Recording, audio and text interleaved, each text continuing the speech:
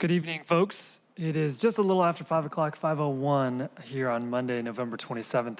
This is a special meeting of the City Council's Planning, Land Use, and Zoning Committee. I'm Rob Johnson. I'm the committee's chair, and I'm joined tonight by Council members Juarez and Harris-Talley. Thank you so much for being here. We've got a unique agenda for tonight. We've got 4 items on the agenda. Three of those items have their own separate comments section, and one of those items we are prohibited from taking public comment on. So bear with me for a minute while I read to you a quick statement from our law department. The briefing, discussion, and potential vote on the quasi-judicial rezone at 5911 42nd Avenue Southwest is a quasi-judicial matter, and those quasi-judicial matters are those that we cannot accept public comment on. It's limited to items in the record. We also are going to be having a public hearing tonight on interim zoning controls passed by the council in October during an emergency order. We're required to do a public hearing on that bill. That will be the second item on our agenda. Items number 3 and 4 both relate to short-term rentals. We won't be taking any votes on those 2 items tonight, but we will be having a discussion about those 2 items. Item 3 is a public hearing on defining what a short-term rental is in our city's land use code. Item 4 sets up a discussion about the regulatory framework. I would imagine that's where most of you in the green shirts are here for, is that regulatory framework discussion. So there's where we are, 4 agenda items for today. We've got a couple of opportunities for folks to give public comment, but right now we're going to take the general public comment, and I would remind folks again that we cannot take comments on the first matter, that quasi-judicial matter in Southwest Seattle, and if you're here for the Aurora Licton Springs, we're going to do a separate public hearing on that after this general public comment. We've got about 30 folks that have signed up for public comment. I'm going to give folks about a minute and a half each and ask you to line up at one of the 2 microphones so we can get through this in a relatively quick fashion. And I'm going to call out a couple of names at a time, and if you wouldn't mind when your name is called, coming to one of those 2 microphones so we can keep the process moving for tonight. So the first person who signed up is William Graff and then Elizabeth Conlin. William. Hello. Can you hear me? Yes. Okay. My name is William Graff. I'm in my early 70s. My wife and I have lived in Seattle for over 4 decades and raised our 3 children here. 8 years ago, we began investing our retirement savings in building a small short-term rental business in properties we owned. These properties were lovingly furnished and renovated with our guests in mind, many of whom are new grandparents, parents of students, medical patients, and even children coming to visit their parent in hospice. We are located adjacent to the proposed urban villages, but not in them.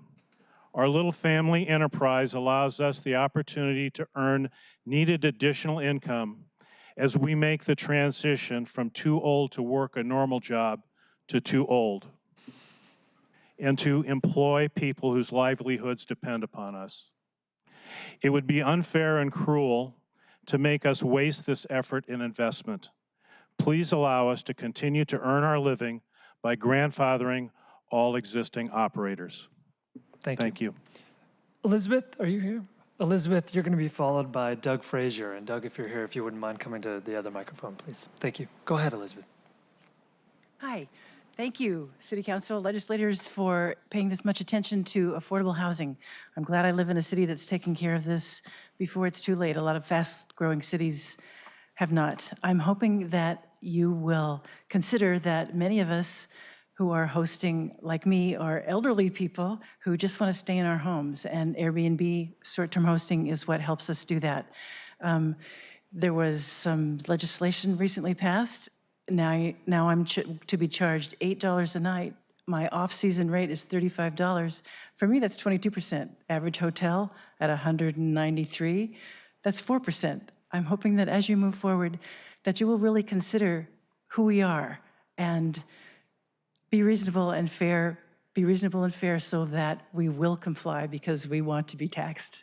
Thank you. Thank you. Doug?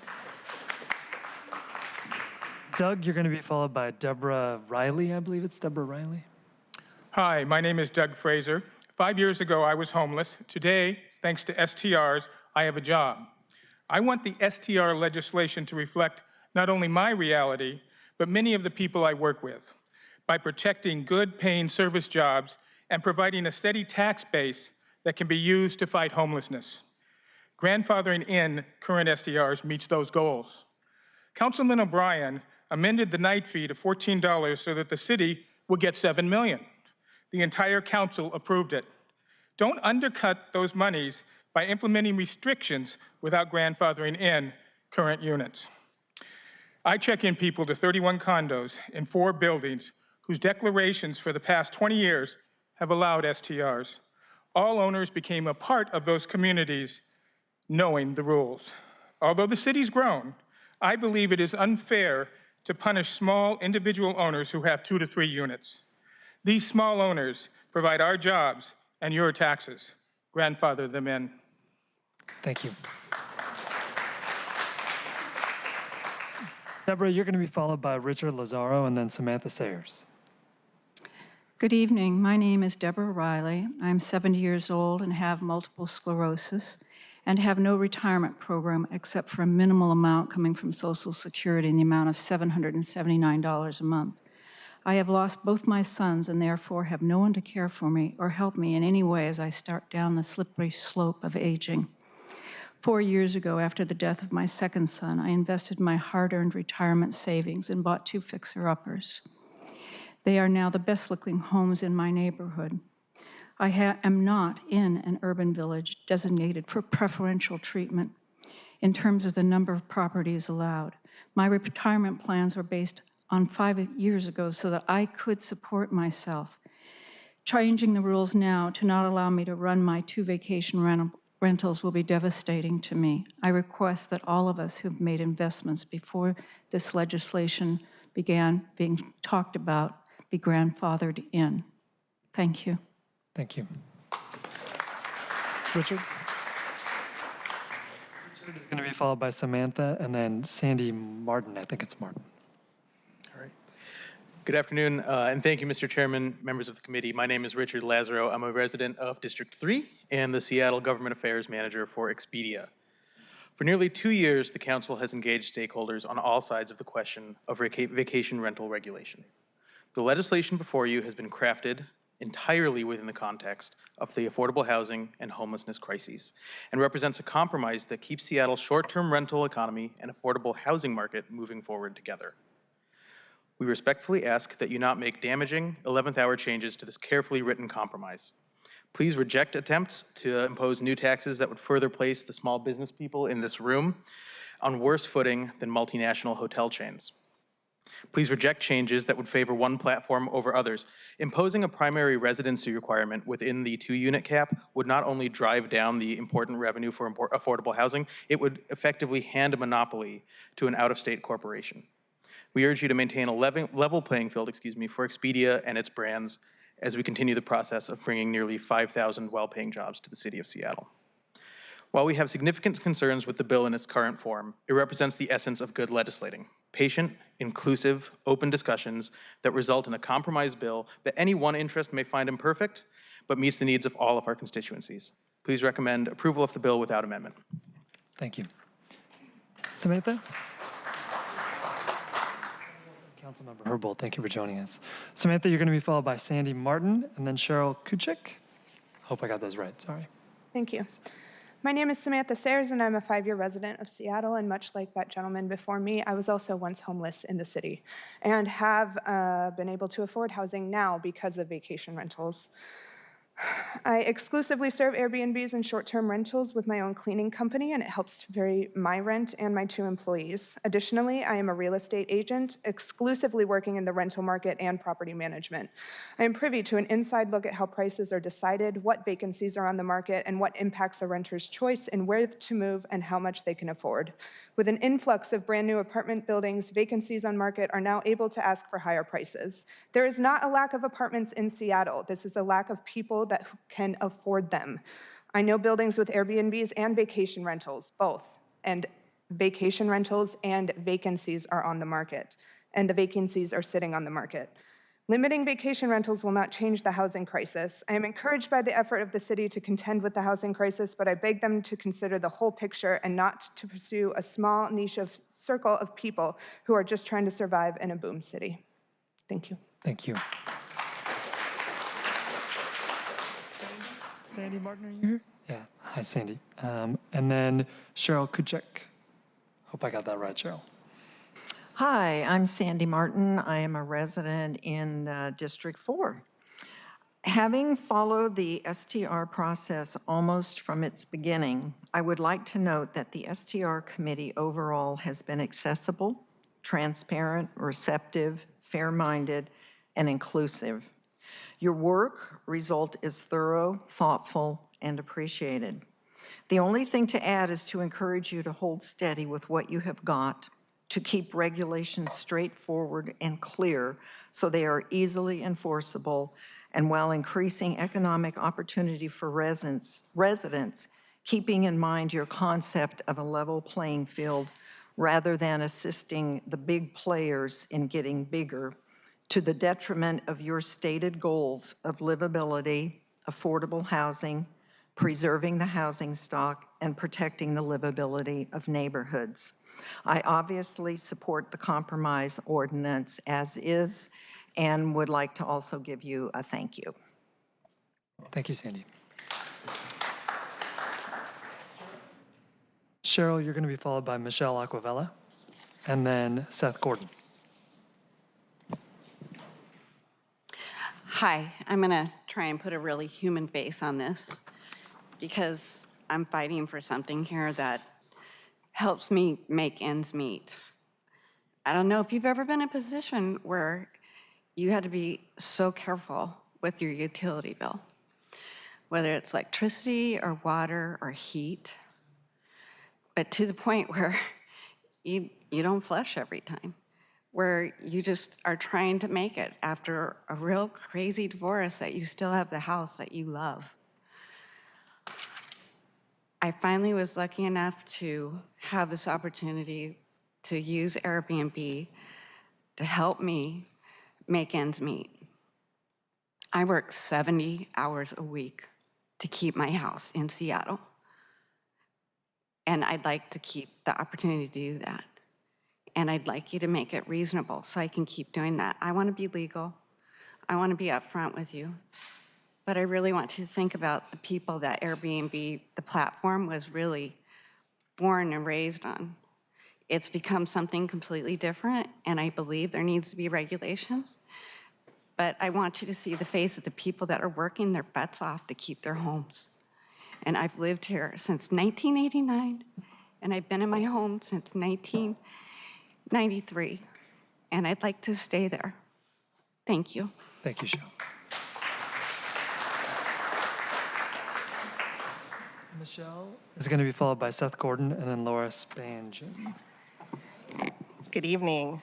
My name is Michelle Aquavella, and I am the chair of the Seattle Short-Term Rental Alliance.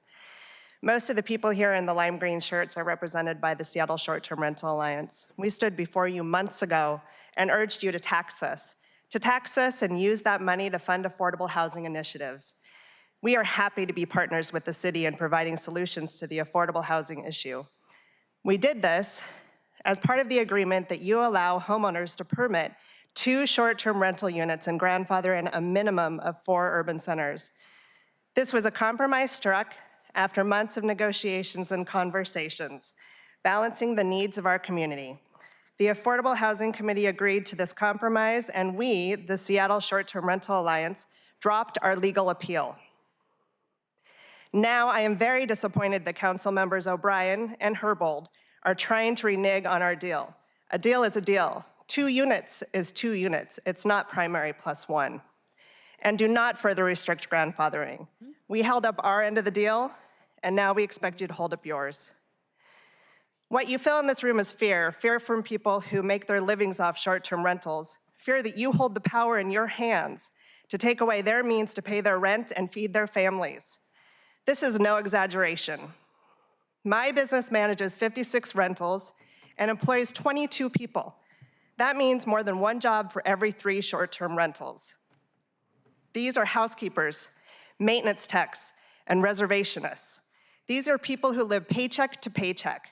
These are the people who are at risk of falling victim to the homelessness crisis. Thank you, Michelle. We ask you today to pass the short-term rental regulations as they were passed out of the Affordable Housing Committee without amendments that would further restrict short-term rental use and honor the deal you made with the Seattle Short-Term Rental Alliance to drop the SEPA appeal. Thank you, Michelle. Thank you for your time.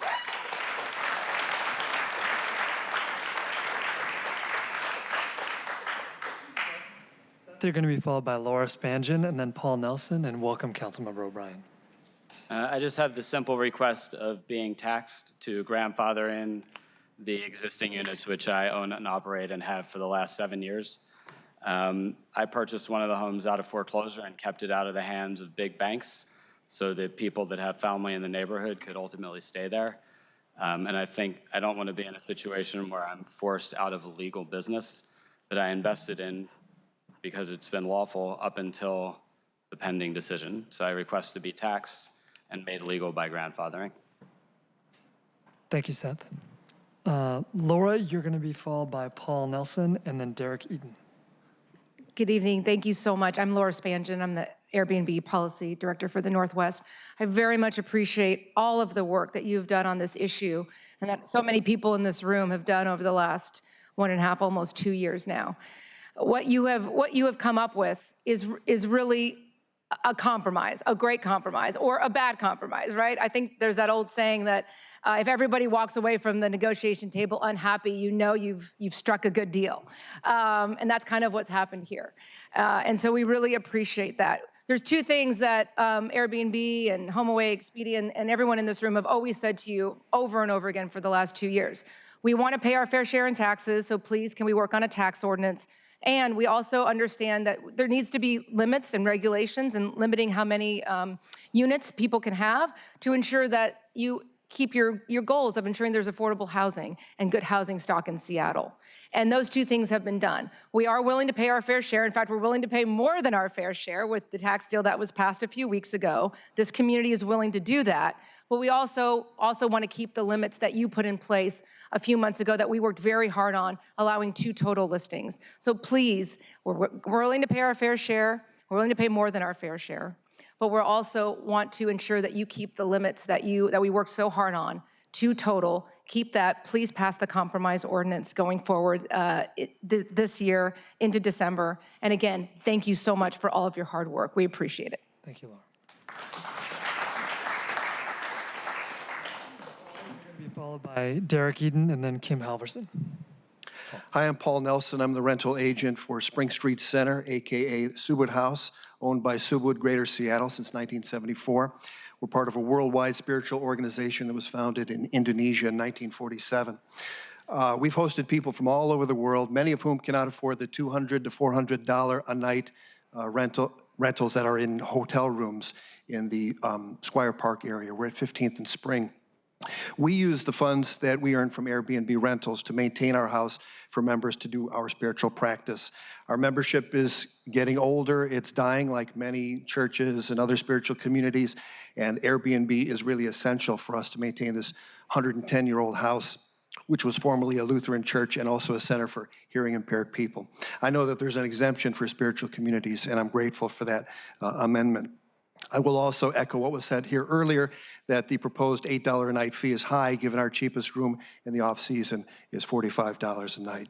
I make my living as an Airbnb host. We employ at least 3 other people part-time.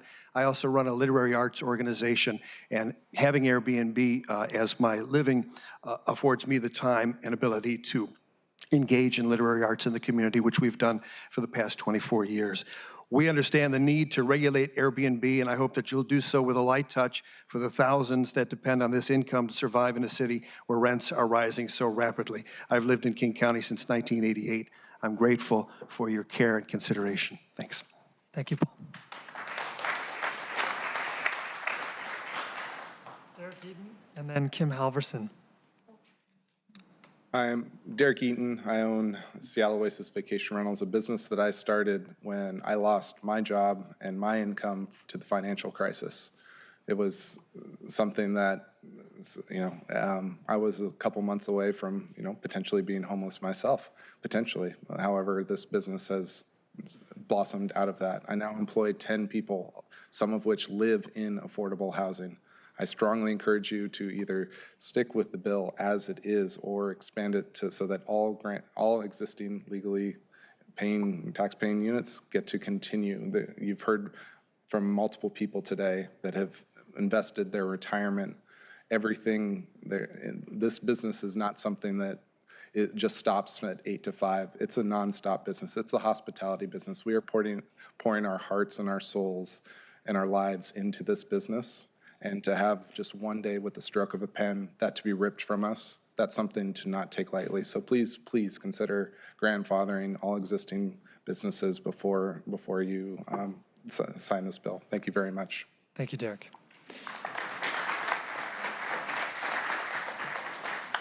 Kim Halverson, you're going to be followed by Trevor McDiarmia. Good evening. My name is Kim Halverson. I'm a 54-year-old Seattle native, and I've lived in my current home for 27 years. Our family turned to Airbnb to earn money to pay our rising property taxes and help pay college tuition. We turned our son's bedroom and playroom into a basement apartment. It was never intended and never will be used as a long-term rental. It's a place for my in-laws, my children, and out-of-town guests. And when we aren't using it, we welcome visitors. My husband's an educator, I'm a freelancer, and our incomes have not kept up with our property taxes. Airbnb hosts want and should pay their fair share, and $75 for a licensing fee is a good idea. But I would respectfully ask that the council take a closer look at your Airbnb constituency and understand that 80% of us are not opening our homes to travelers to get rich quick. We're trying ourselves to avoid displacement and stay in the homes and communities that we love. Thank you. Thank you, Kim.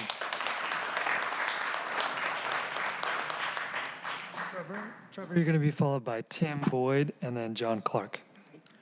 Great, thank you. My name is Trevor McDermott, and I've been following the short-term rental legislation process since nearly the beginning as an Airbnb host and a member of the Seattle community.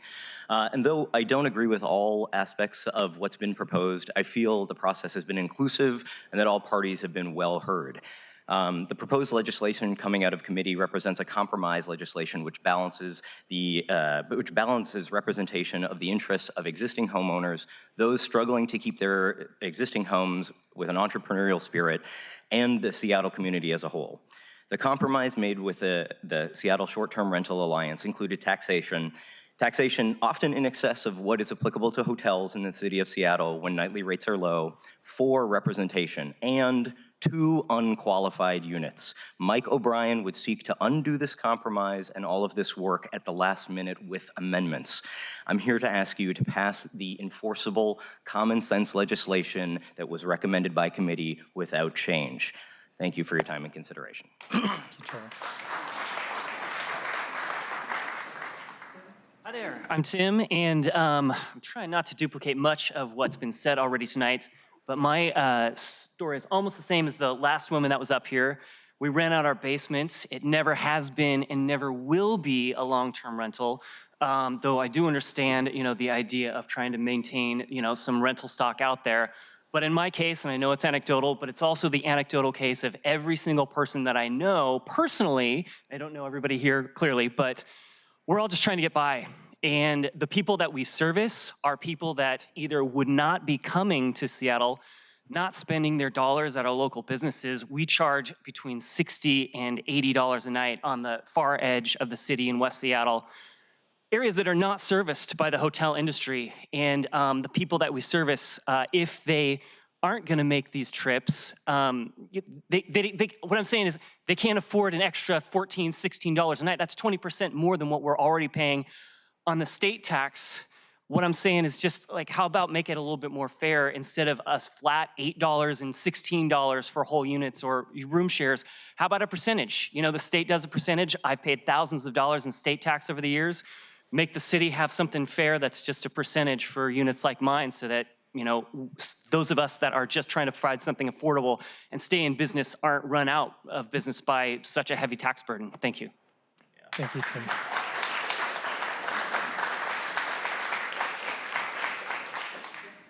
John Clark, you're going to be followed by Emily Van Peltz and then Wendy Hanna. Thank you. John Clark, born and raised in Seattle. My wife and I have two small condos that we do as short-term rentals. First, I want to thank Councilmember Johnson for continuing to respect the process that I think Councilmember and now Mayor Burgess was sort of driving forward with, and respecting the compromise that was made. And I think several people have made that comment that it has been a compromise to get to this point, and I've been following this along, and the creativity at coming up with a way to make it revenue-based and start to fund housing issues and other issues that became sort of very apparent at the last meeting where the tax was passed. So I guess what I would like to focus on is one, emphasizing we need to get to a regulatory framework to go with a tax. Two, like several other people have mentioned earlier, would love to pass the compromise as compromise position as proposed. I think that your Amendment 3 to expand the grandfathering to the entire area speaks of fairness, and I think that's probably why you proposed it, Councilmember Johnson. Amendments 4 and 5 to shrink that area seem to be in direct conflict to the conversation that went on about the tax, the money that was going to be raised. It seems like we're already spending that money, but we're simultaneously shrinking sort of the base at which it's going to come from. So I would say, please pass the regulation as proposed without amendment. Thank you. Thank you, John. Emily, you're going to be followed by Wendy Hanna. Hi, I'm Emily. I'm a current full-time student at University of Washington, Seattle. And I support myself through cleaning Airbnbs. My major is education, communities, and organizations, and my long-term goal is to give back to the community. I'm also the fundraising leader for a nonprofit here in Seattle. I need Airbnb to continue to do my work for the community. And we do appreciate the, what was it? Sorry, my notes. Mike O'Brien should honor his commitment to our community and pass common sense legislation without amendment. I'm here to ask that the regulations be passed and proposed from committee without amendment. Thank you. You're going to be followed by, I think it's Kevin Dares.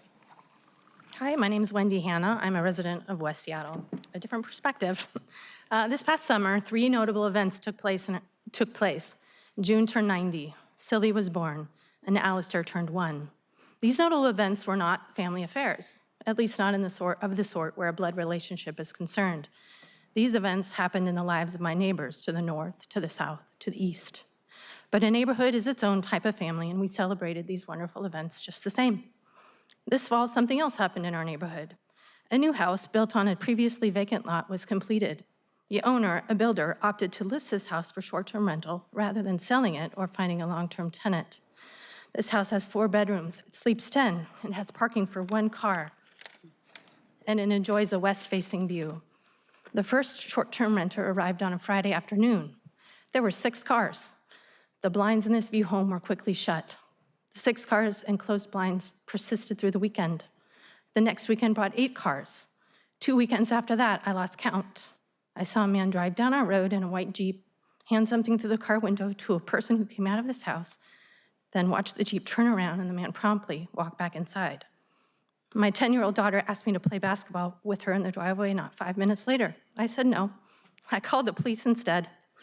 I know the council is looking at the impact of short-term rentals on our housing supply, but I also asked that the council consider the effects of short-term rentals on the health of our neighborhoods. Legally, there's little I or my neighbors can do to keep this house from being used as a place to party. But its use as such is so very inconsistent with what makes neighborhoods vital and strong and stable.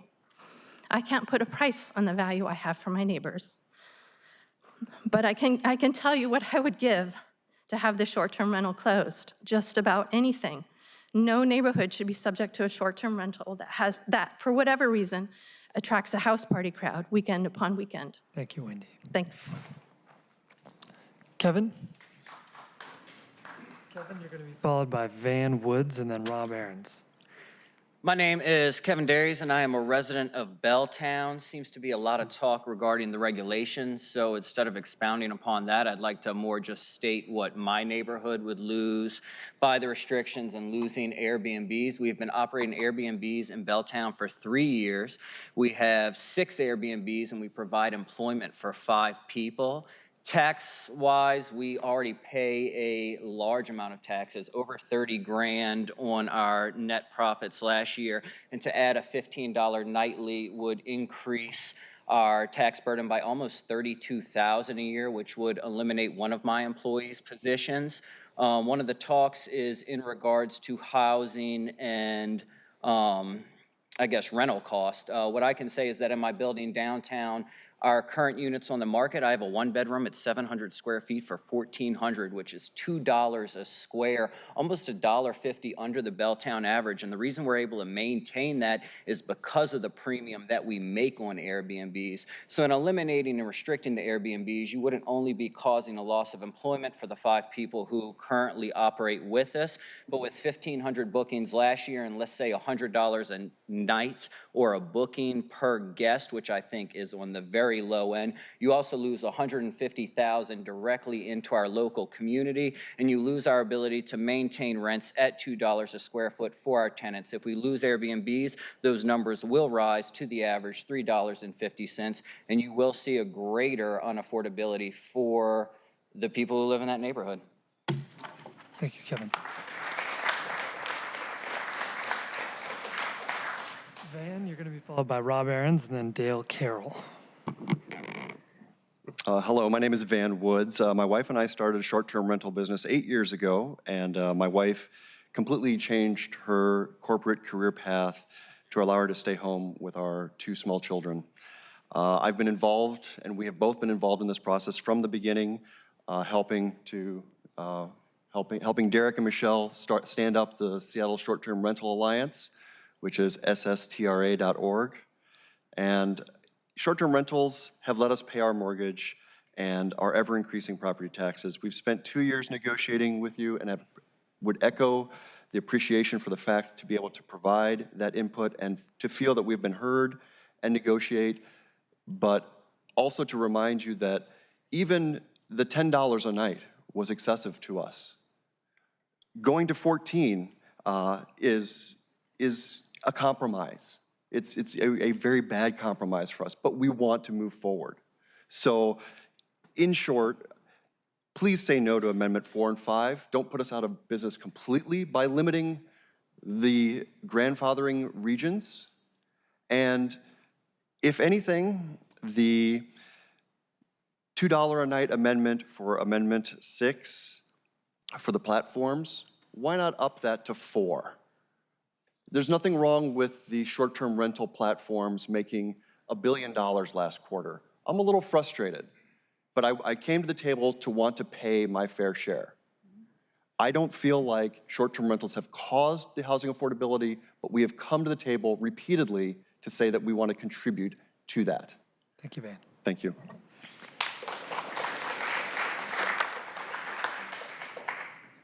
You're going to be followed by Dale Carroll and then Megan Murphy. Hi, my name is Rob Aarons. I'm from Green Lake. I have 2 Airbnb properties, and then I also co-host other properties as well.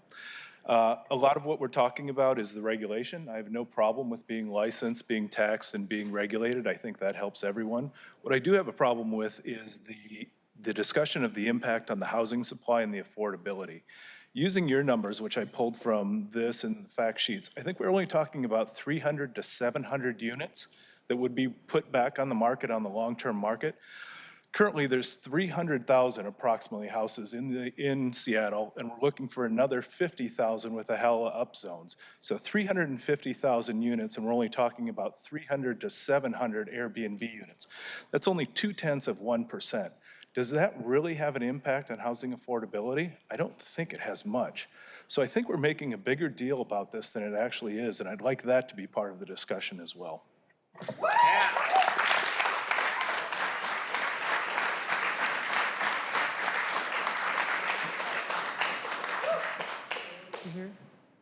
Okay, I'm going to move past Dale. Megan Murphy, are you here? Megan? And while Megan comes up, Melissa Ansel, you're going to follow Megan, and then Andrew Harmon. And Melissa, if you wouldn't mind making your way to the other microphone, that'd be great. Okay, thanks for letting me speak. I've heard a lot of hardworking, barely surviving middle class. And then I read that the judge voted no on the income tax for people who make $250,000 more a year. So this is a definite different income class level. So I think Burgess had something to do with starting this myth about Airbnb stealing all these affordable rentals. And I don't know if that's a myth or if that's a reality. I really can't imagine with all the other rental units going up in price that I would somehow have found an affordable room if Airbnb, you know, it seems like these are, if Airbnb were not existing, then I would have, someone would rent it out to me at a cheap rate and I could afford to live here. I don't know if that's true or not. So I think the middle class people working here, like small business owners, I don't know. I mean, I don't think I would say take money from them. I would say the people who make $250,000 or more a year, which is going to be appealed and taken to the big courts, those are the prime people that can afford housing a lot of people. And they have so much excess that they won't even notice the money's gone. And it seems here people are noticing that money a lot. $14 a night seems like a big hit. Thank you. Thank you, Megan.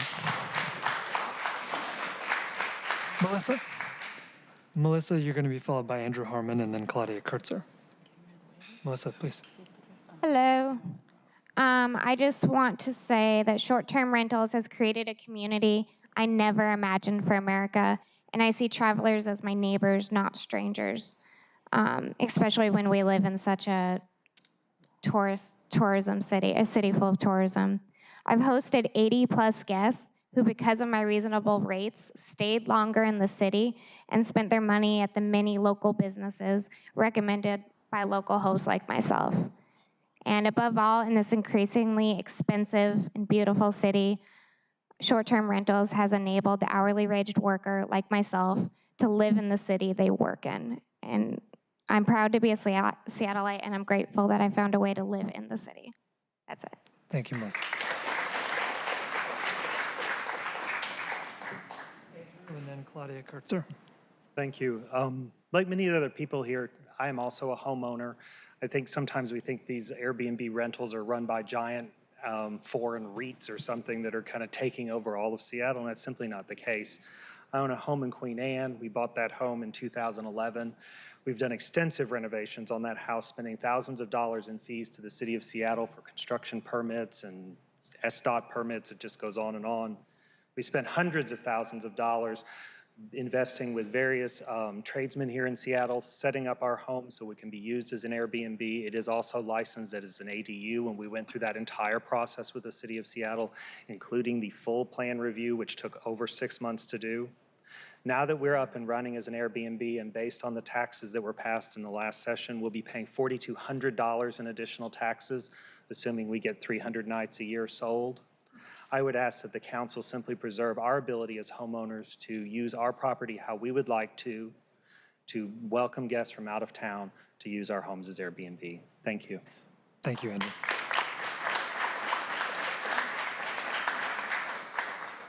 Are you here, Claudia Kurtzer? Okay, I'll skip over Claudia. Rich Vogel, are you here, Rich? Not seeing Rich. How about Ron Palaniuk? Oh, sorry, Rich. That's okay. Sorry, Rich. Rich, you're going to be followed by Ron Palaniuk and then Penny Woodward. Yeah. So admittedly, I think my subject's a little bit off from what we're deciding today, but I just want to bring it up as well. And that, first of all, my name is Rich Vogel. I'm a long-term Airbnb host. Like many here, I actually depend on that income in order to make my bills. And what I'd like to talk about is fair and equitable. We have, I think the proposal is $8 for rooms, $14 for an entire apartment. But, you know, depending upon where you are in the city and what time you are in the city, $8 is pretty much almost the entire, I wouldn't say almost the entire room fee, but a substantial amount of the room fee. Meanwhile, there's other properties that are offered in downtown $200, $300. $14 is almost insignificant. You pass that on. I can't pass that on. Many people can't pass the $8 on. We're going to eat it. It's going to be less money for us, less food on the table for our kids. So please consider the amount of, try to consider fair and equitable across the board and seasonal. Thank you. Thank you.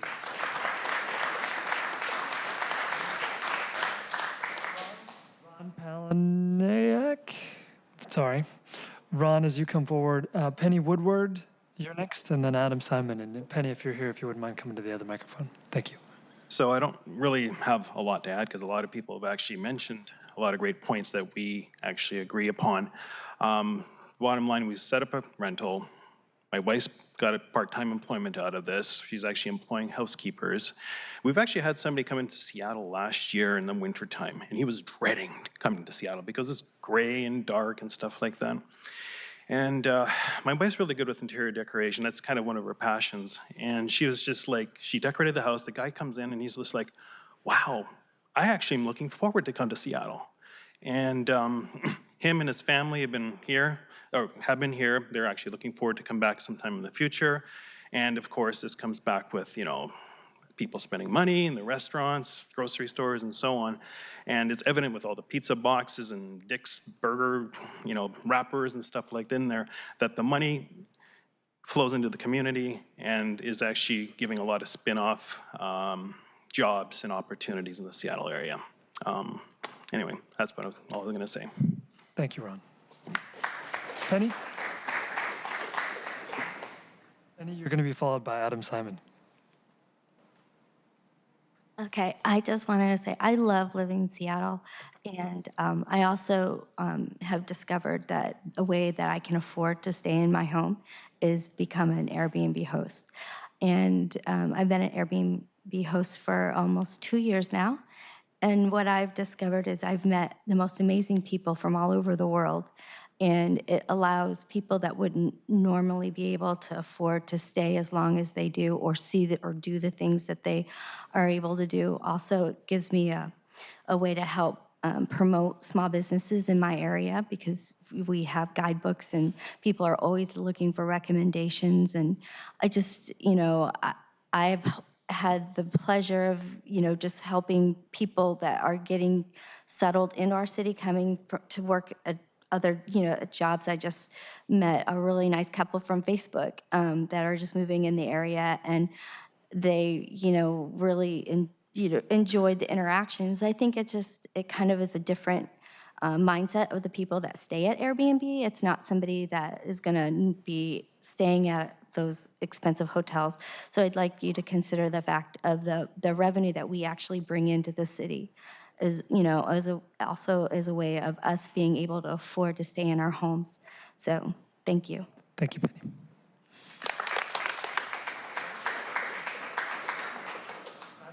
You here? Adam? Oh, Adam, as you come down, Carla Motasanti, if you would mind coming to the other microphone, please. Thank you. Hi there. Thank you for taking the time to field our comments. My name is Adam Simon. My wife and I manage 2 Airbnb units up in the Fremont neighborhood and have for the past year. And it's allowed my wife to also stay at home and take care of our kids, and been a valuable source of income for us personally. On a more global level, I'd like to talk about some of the business aspects of Airbnb. I think that Seattle's success in large part has been always due to its pioneering spirit. Its greatest business successes have come from its independent business people. Its achievements in the arts come from its independent thinkers. These are all pioneers. Short-term rentals allow independent business owners like myself to thrive and often work on other arts and independent projects. Entire entrepreneurial industries are also now cropping up around this Airbnb industry, providing so many valuable local jobs. I guess when I say Airbnb, I mean the entire short-term rental, obviously. Airbnb rentals keeps talent and hospitality revenue in the city without shipping it off to the few international hotel conglomerates that control almost all of the other hotels in the city. Airbnb allows independent people to grow other businesses, allows hosts also to create genuine, as we've heard tonight, genuine relationships with their guests. We welcome people into town, and we create the types of friendly interactions that this city used to be really well known for, and we hope that it will be continued to be well known for. Onerous city taxes and regulations overly burden people like us in the room, independent people. Overly regulating the growth of this valuable industry is favoring large corporations and stymieing the success of those who have always been the bedrock of its growth, the independents, the artists, the pioneers. Thank you, Adam. I respectfully ask the council to do no more than regulate the safety of the industry, as you have already done, but let the free market do its work, and please do not enact more taxes or restrictions on this room's pioneering spirit. Thank you. Thank you, Adam.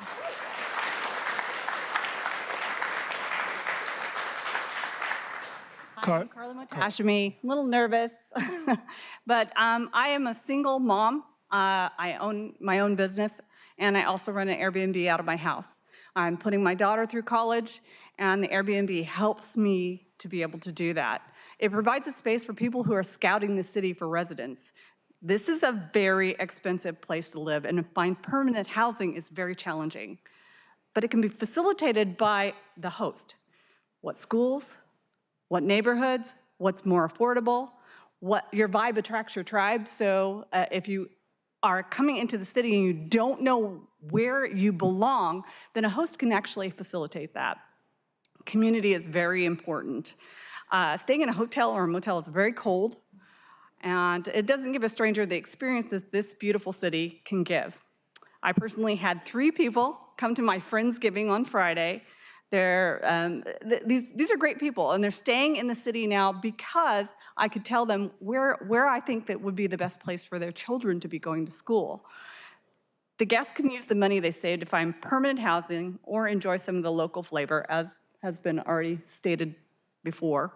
Imposing additional taxes and regulations on already struggling homeowners is not a good way to provide economic stability. So I urge you to reconsider. Thank you. Thank you, Carla.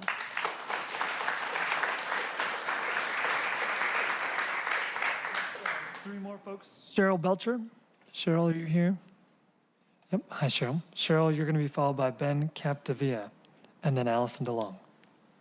I've been in Seattle since 1981. I feel a bit like a poster child for old Seattle in some ways. I do nonprofit work. I started doing Airbnb almost 4 years ago when I got out of the Evans School with my master's degree in public administration, and the economy went south. 2008 was not a good time to get a master's.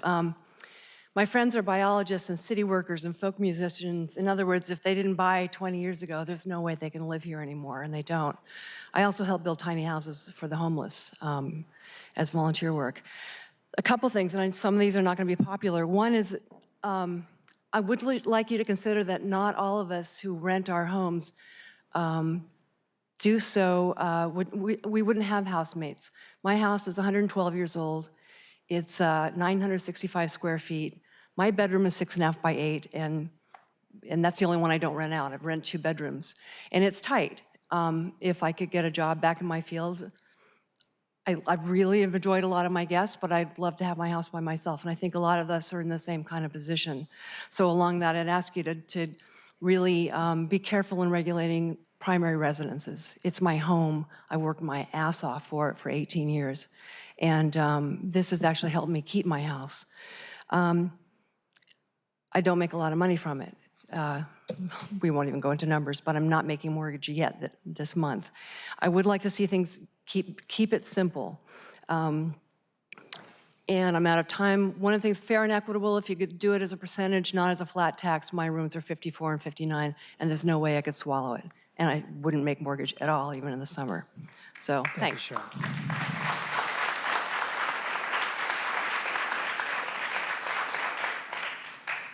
Hello, good evening. I'm Ben Capdeville. Great. Thanks for having me up here. I'm a small business owner, new homeowner in Ballard, where we have a little dadu in our backyard that's allowed us to stay in Seattle because of the income that we get from that. And also, I just want to remind the council that the average Joes are having a hard time coming and visiting the city with $300 and $400 hotel rooms downtown.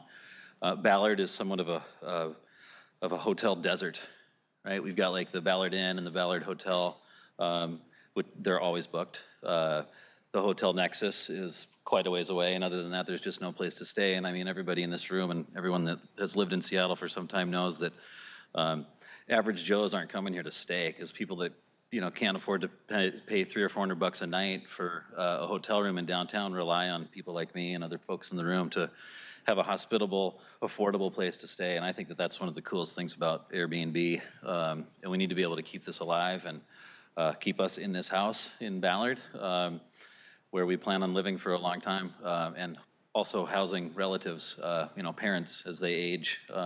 We moved into that house because it had the income from Airbnb, and I think Airbnb has been a great company to work with. Thanks for listening. Thank you, Ben.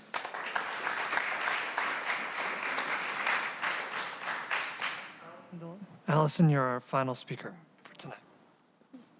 Wow, I'll try and make it good. My name is Allison DeLong. I've lived on Beacon Hill for nearly 20 years, and I'm a lifelong Seattle resident. I built a studio apartment in the basement of our house and started renting it last summer with a mix of short and long-term guests, designed for couples only, not for large groups. I emphasize with all booking guests that we live on site so that we can discourage party people. Creating an Airbnb was my effort to have more self-determination in my economic future. I have the proceeds earmarked for my son's college tuition. I might note here that there's a large proportion of female business owners who supplement their incomes with Airbnb, for whom the newly established taxes are a big hit. My favorite renter thus far was a woman who stayed 3 months to care for her grandbaby when her daughter returned to work after maternity leave.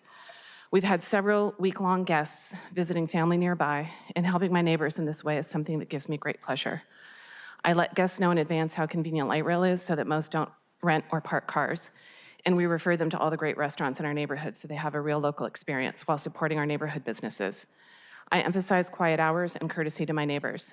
I understand that not all hosts or operators do so, and I have great sympathy for people who live next door to party houses. I have 4.9 stars out of 5, and I work hard to be a responsible host to my guests and be a good neighbor. In the past year, we've also hosted 3 sets of family members, and this flexibility is why I prefer the short-term rental model and would not have invested in construction for long-term rentals. I look forward to reasonable short-term rental rules finally be put into place so that we have clear guidelines and we can continue to provide a valuable service while we reach for our slice of the American dream. Please do not allow a bait and switch with excessive taxes that we've grudgingly agreed to, followed by over-strict regulations that will prevent the little guy from getting ahead. Fair and equitable. Thank you.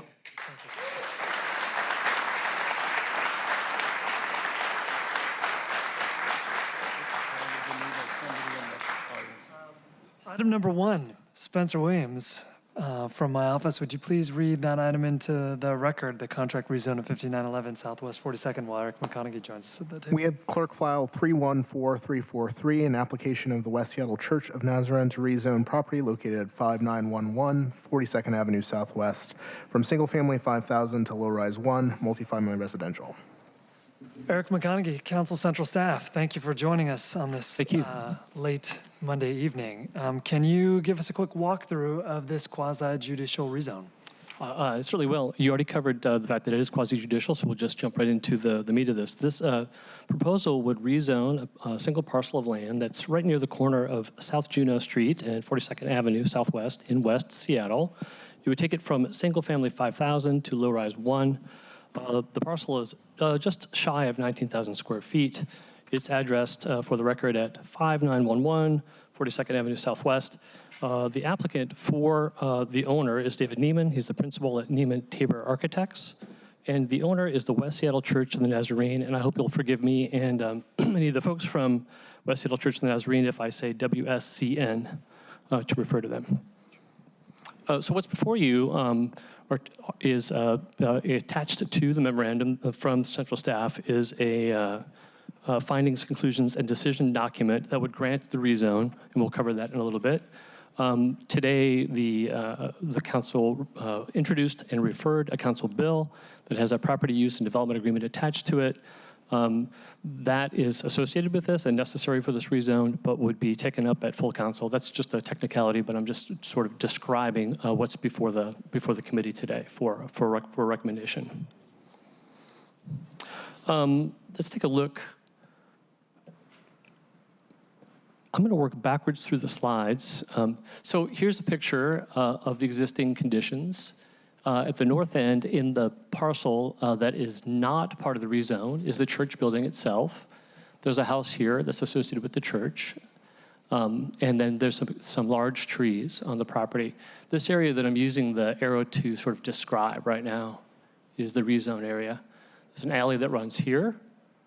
This is the area that is zoned single family 5,000. To the west is a low-rise 3. And then if you continue to the west, you get to California, just to give you a sense of where this is located.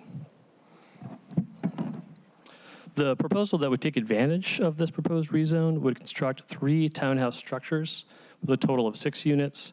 It would include an open space with amenities. The project would include 12 vehicles with attached garages. And let's see if we can show you a picture of that as well. For some reason, I've lost my cursor, but we're going to do this. So here's an architectural rendering of the project.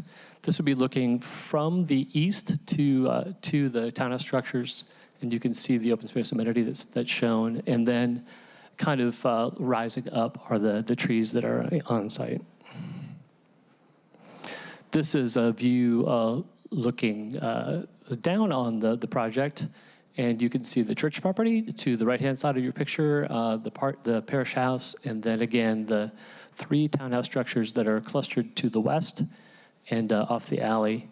In the hearing before the Seattle hearing examiner, who establishes the record that comes to council, the applicant described the church's desire to develop the property so that they can make some repairs to the church that are much needed, but also maintain the open space. And so this clustering reflects that desire.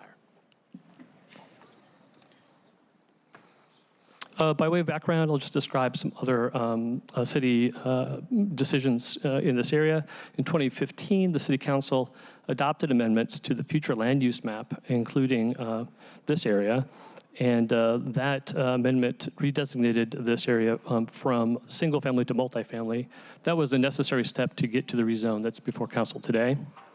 Also, an important bit of background has to do with the mandatory housing affordability for residential development.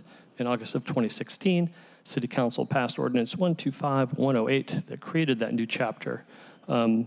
The purpose of this was to have a framework for providing affordable housing in new development or an in lieu payment to support affordable housing in connection with increases in residential development capacity.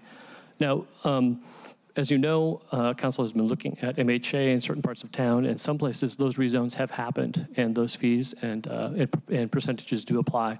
In other places in town, we'll see legislation coming forward that could make those changes in the future. The area that's before you today is contemplated to be rezoned to residential small lot, RSL, sort of by way of background. But in the meantime, it was council's intent that MHA apply to contract rezones. So that was added to the code. And in order to make that clear, a director's rule was established to describe how that would work. So you'll see as we get to SDCI's, or the Seattle Department of Construction and Inspections recommendation, that one condition of this rezone is to have MHA apply to the project. So I'll jump right into that. So in July of this year, the director of SDCI issued a report recommending the approval of this rezone. That report covered the sort of typical sorts of things that you would find in that recommendation about the existing conditions, talked about zoning precedent, talked about the sort of transition from one use to another, all kinds of things that go into that consideration. And that's all available. I can answer more questions as you like, but it's also in the record. The 2 conditions, Eric? Excuse me. Sorry, I'm going to put you on pause there for a second. Fine, yeah. Councilmember Herbold made some good eye contact with me. I would like to ask I'm sorry. question. That's quite all right. I'm just trying to follow along so I don't have to keep doing that. Please. Is that from the materials that are part of the clerk file, or is that part of this? Is part of your memo? So these pieces here, these slides are attached to the memorandum. I believe it should be the first attachment in the memorandum. All right, let's see here. Sorry, I should have done some simple orientation to begin. Thank you for That's all right. I'm asking. I'll find it. So the first, tell me again. The first attachment to the memo from me, from central From you, staff, okay. is just called the central staff presentation slide. So it should, Great. I believe it's all together in a PDF, and it should follow right after the text of the memo. Fantastic. Thank Does you. that help? That does help Right. quite a bit. And- It's at the back. To answer your other question, yes, all of these images come from the record, except for this cover, which is just a detail from the map that central staff prepared to attach to the materials. I am perfectly oriented. Thank you. Okay, fantastic. So importantly, the conditions associated with this contract rezone recommended by SDCI are that the development of this property will be subject to the requirements of the Seattle Municipal Code 2358C, that's the MHA portion of the code, and that the property use and development agreement would specify payment and performance calculations for those purposes. And the second condition would be that the rezoned property would be in conformance with the approved plans of the master use permit. That second condition is fairly straightforward. It just means that what we see here when we look at this described project, something like this, these sorts of drawings, and this, that when the project is actually built, that it'll be in conformance with what was spec'd out in that proposal.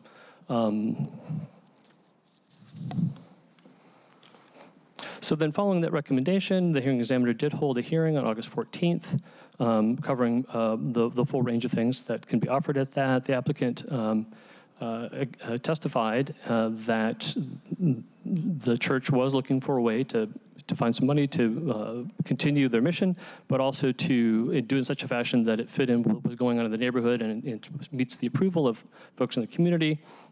So that means clustering things in the western portion of the property and maintaining the open space. The record does contain information about the outreach that the church has done from the beginning, starting with the comprehensive plan amendments and on through. There are a number of letters in the record from the Morgan Community Association supporting this proposal, beginning with the comprehensive plan and in opposition to the application of the MHA fees.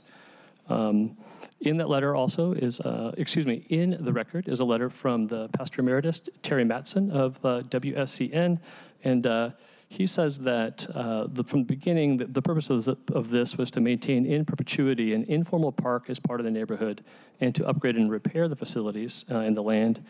Furthermore, the letter states that it was the mutual understanding of WSCN and the members of the community that the public benefit for the rezone for this property would be an open space provided by WSCN, and that the church strongly supports this agreement as it stands and are opposed to MH fees in exchange for this rezone. In terms of other public comment with regard to this, there was a streamlined design review process. That's a way to have this project be tuned up in terms of its sort of physical aspects. There were comments on shading impacts, that is, the height of these buildings, different times of year, where the shadows fall, how that would impact folks that already are sort of living and working in the area, parking, and also concerns about congestion and the use of the alley. Those were addressed through that process. There were also some public comments talked about in the director's report that dealt with impacts to the alley, parking, and construction impacts. These sorts of impacts are not unusual for a project like this. Besides the applicant and Carly Guillory, the senior land use planner, there was another person who spoke at the hearing. Ms. Deb Barker spoke in favor of the rezone and against the application of the MHA requirements to the project and submitted a letter to the same effect.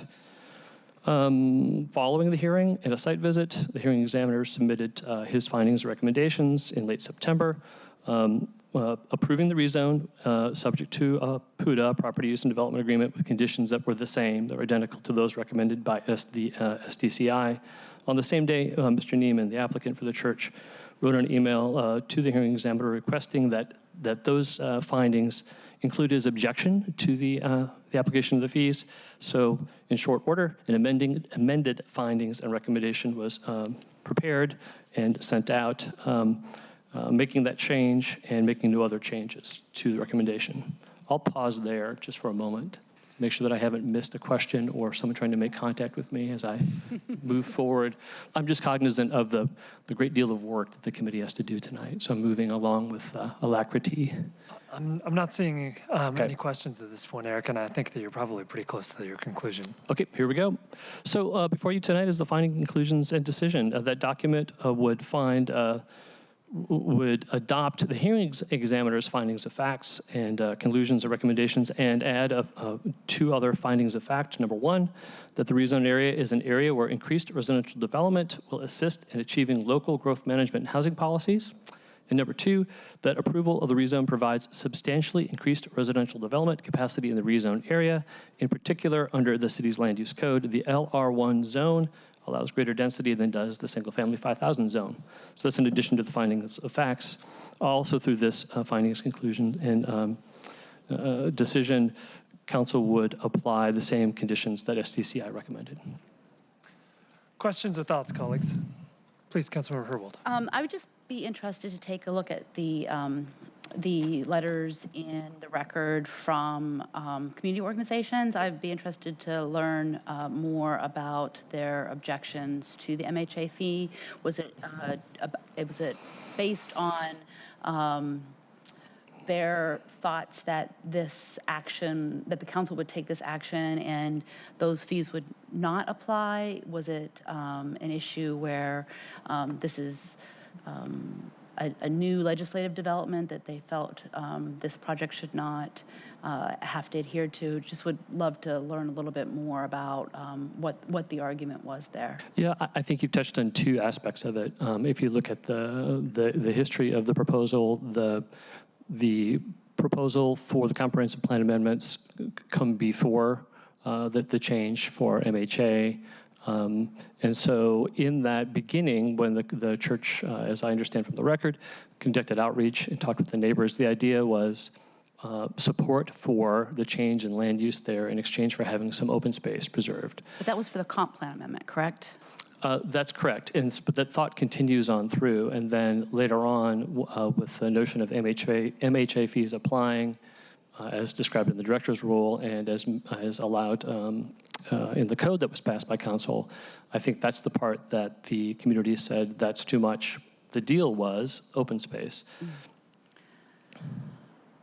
The deal for... Meaning the sort of exchange for the rezone, the community gets some open space, but in deference to the folks that hold that opinion, that's in simple terms not the way that works in terms of MHA. MHA says that with an upzone, with increasing capacity, there's a mandatory need to participate with a percentage of the units being affordable or a fee. Okay, thank you. Other questions? Councilmember Harris-Talley.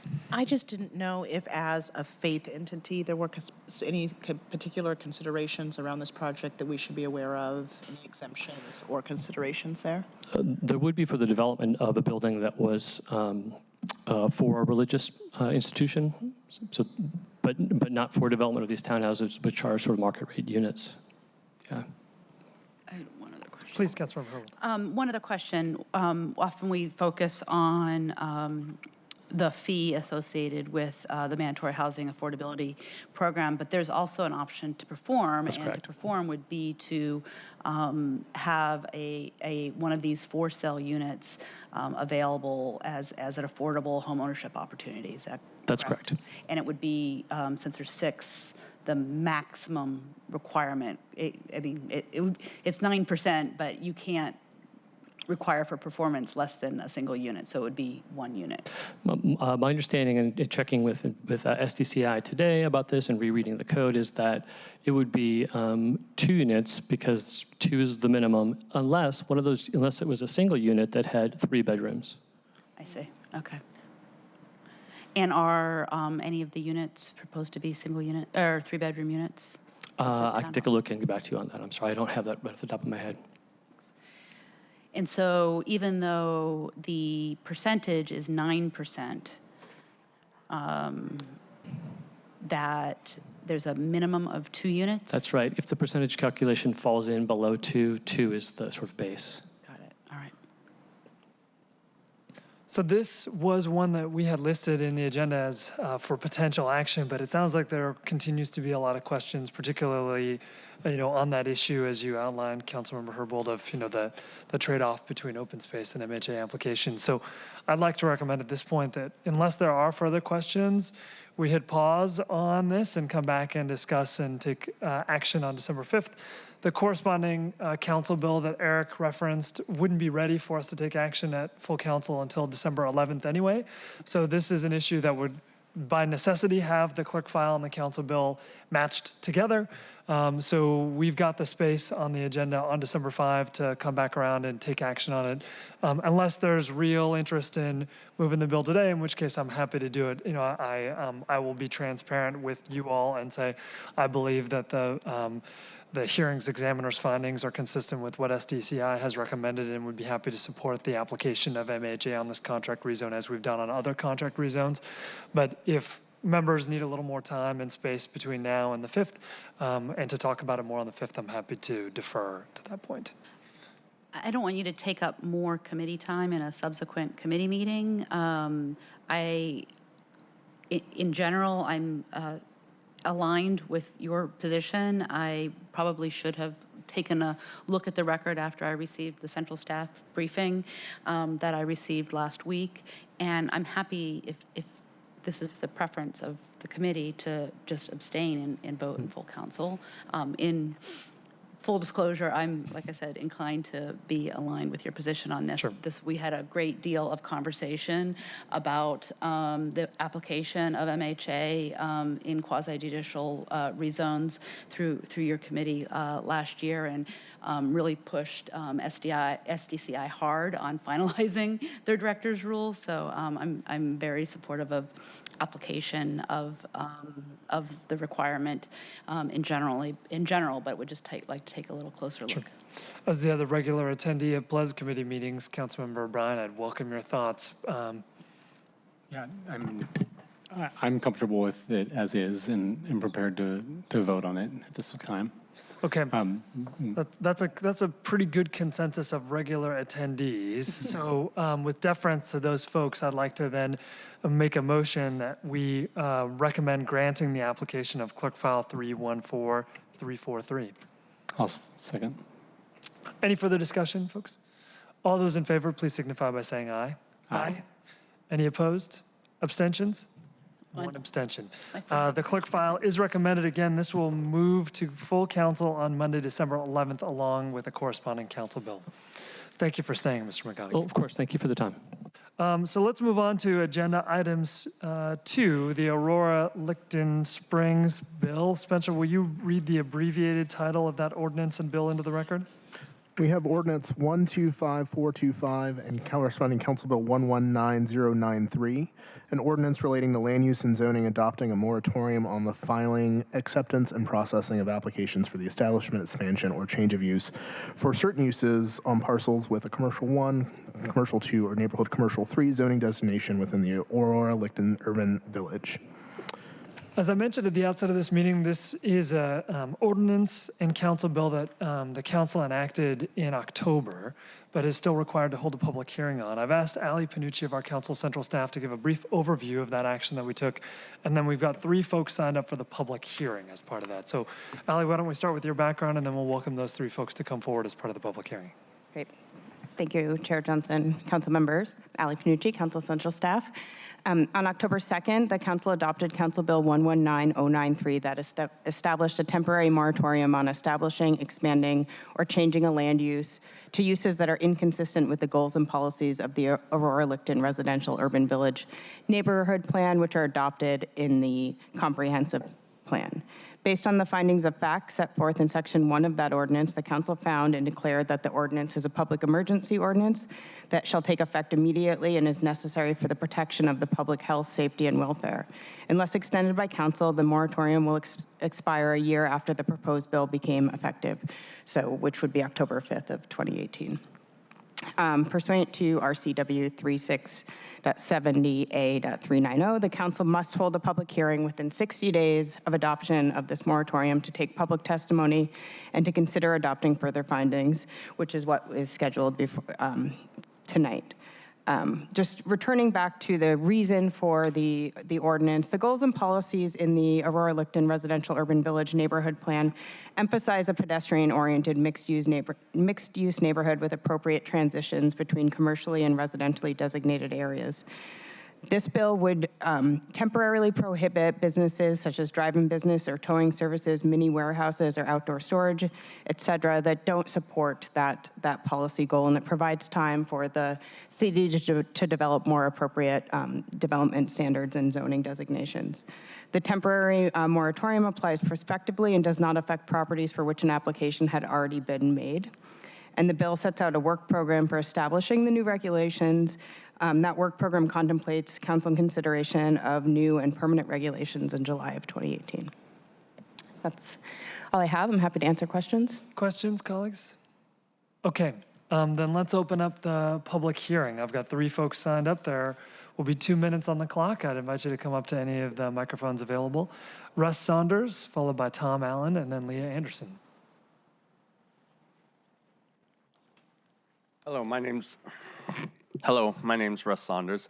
I've worked on Aurora in the Licton Springs area for 25 years personally myself, and my family's business has been there since 1980. And Aurora is a heavily commercial area, zoned area, and I think people neglect the exception to the rule about urban village, which is that C1 property is appropriate when it's abutting a state highway.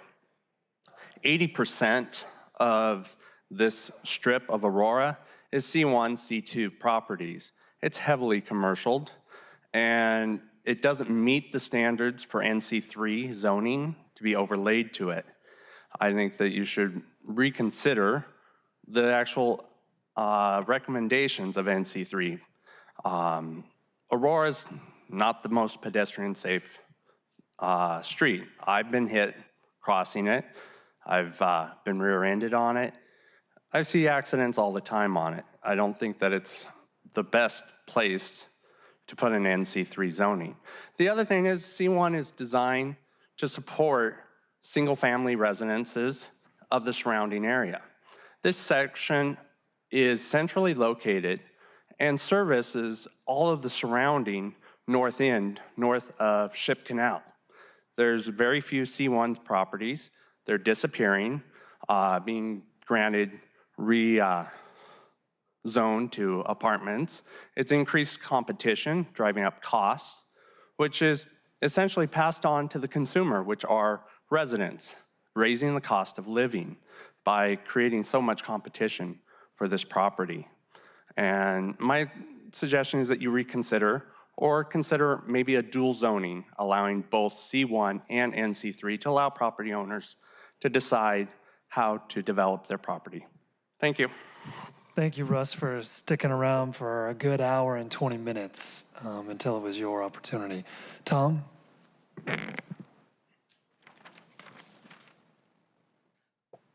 Hi.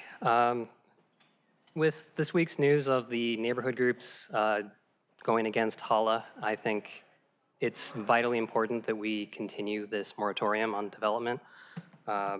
This is a rezone not that the city asked for, this is a rezone that the residents asked for. We want neighborhood commercial in our neighborhood, and a lot of the lots in A-Love are oddly shaped. So the number of lots that are actually good candidates for affordable housing is not as high as that map makes it look. And a lot of the central lots are owned by Seattle City Light and SPS with 50-year leases. So a lot like Russ's on my street could have housed many people in a more affordable neighborhood and now is stuck being equipment and truck rental. As I said, on my street, that Handy Andy is going in, and we just added a new pedestrian signal for the new schools going in, and now kids are going to be walking by, people renting trucks, not knowing how to drive them, and the number of accidents is probably going to be higher. We need to decide if our city wants equipment rental, self-storage, and warehouses or does it want to actually house people in this affordability crisis? Thank you. Thank you, Tom. And ditto to you. Thanks for sticking around for an hour and 20 minutes until it was your turn. Leah, thank you. Thank you. My name is Leah, and then we have two more people that are going to speak after me. I wanted to say thank you for your unanimous vote in October. This is really important for our neighborhood, and thank you, Councilmember Juarez, for listening to us. And also the year and a half that we have had people on the HALA team fighting for this zoning change. In that time, we have had 3 lots within our urban village changed over to 2 public storage and a warehouse. This is not supporting of our safe, public, residential urban village, pedestrian friendly that we want as neighbors. So I just hope that you continue to approve this vote at 7-0 and move it forward for another year. Thank you. Thank you, Leah. Would the other 2 folks who'd like to come forward, please come to one of the 2 microphones and then just state your name for the record. And if there's anybody else who's here on this matter, please line up behind one of these microphones, please. My name is Ryan Duramo. I'm also an Aurora Licton Urban Village resident. For the record, this neighborhood, the boundaries were established over 20 years ago, and throughout the HALA MHA rezoning process, it was brought to their attention and to City Council members' attention that the community preferred a more dense, vibrant pedestrian activity along Aurora. Simply put, this is only going to rezone 5% of the auto-oriented commercial land throughout the city. In addition to that, it has the opportunity with MHA's rezone heights to house over 8,000 new units and displace none. The community supports this, as well as HALA and the City Council, and the current proposals are 6+ stories, eat up tens of thousands of square feet, will employ only a few and house 0. These proposals will take up the commercial corridor just in time for the city to miss out on vibrant pedestrian community and hundreds of potential units per site. It's important to note that without the residents bringing this to both HALA and City Council's attention, this would have been lost. And so we appreciate the fact that you guys have responded and really appreciate the interim controls. And we think that's the right move to protect these properties for the potential rezone. Thank you. Thank you, Ryan. Good evening. My name is Matt Beaulieu, for the record. I wanted to first start by saying thank you for your work done last month in support of this. This is a move in the right direction for the neighborhood, and taking the time to make sure that the development we get in the neighborhood is what the neighborhood needs is really the right answer. Would like to draw your attention to the emails I believe you've received in support of this. My understanding is that it was on the order of a couple dozen, and would like to make sure that you are aware of those, and thank you for your time tonight. Thank you. Anybody else on this topic? I'm not seeing anybody rush the microphone, so we will now close the public hearing on Ordinance 125425 and Council Bill 119093. Because we already took action on those pieces of legislation, there's no further action necessary on this. So in reference to your comments, Leah, the bill has already passed 7-0 and nothing happens now. Literally nothing, because it's an interim control. So we will now move on to our third item of business, which is the land use definition bill related to short-term rentals. Spencer, would you read the abbreviated title of that into the record? We have Council Bill 119082, an ordinance relating to short-term rental uses and bed and breakfast uses, amending and adding 2 sections of the Seattle Municipal Code. So again, we've got Ali Panucci from Central Staff to just give us a brief presentation about this. We've got 1 individual signed up for this public hearing. And we'll get to you, Julie McCaffrey, in just a minute. And then we'll move on to the final piece of legislation, which is the regulatory bill for short-term rentals. I'm just filibustering now for you, Ms. Panucci, while you shuffle paper around. I appreciate that. You'll get tired of me by the end of the night as I'm going to be on repeat. Never. I was thinking I would just do a quick overview of the bill, briefly describe the amendments prior to the public hearing, and then answer questions. Does that work? And I'd also note the memo with the potential amendments was not attached to the memo, attached to the agenda. So if any council members need a copy, I have one at the table here.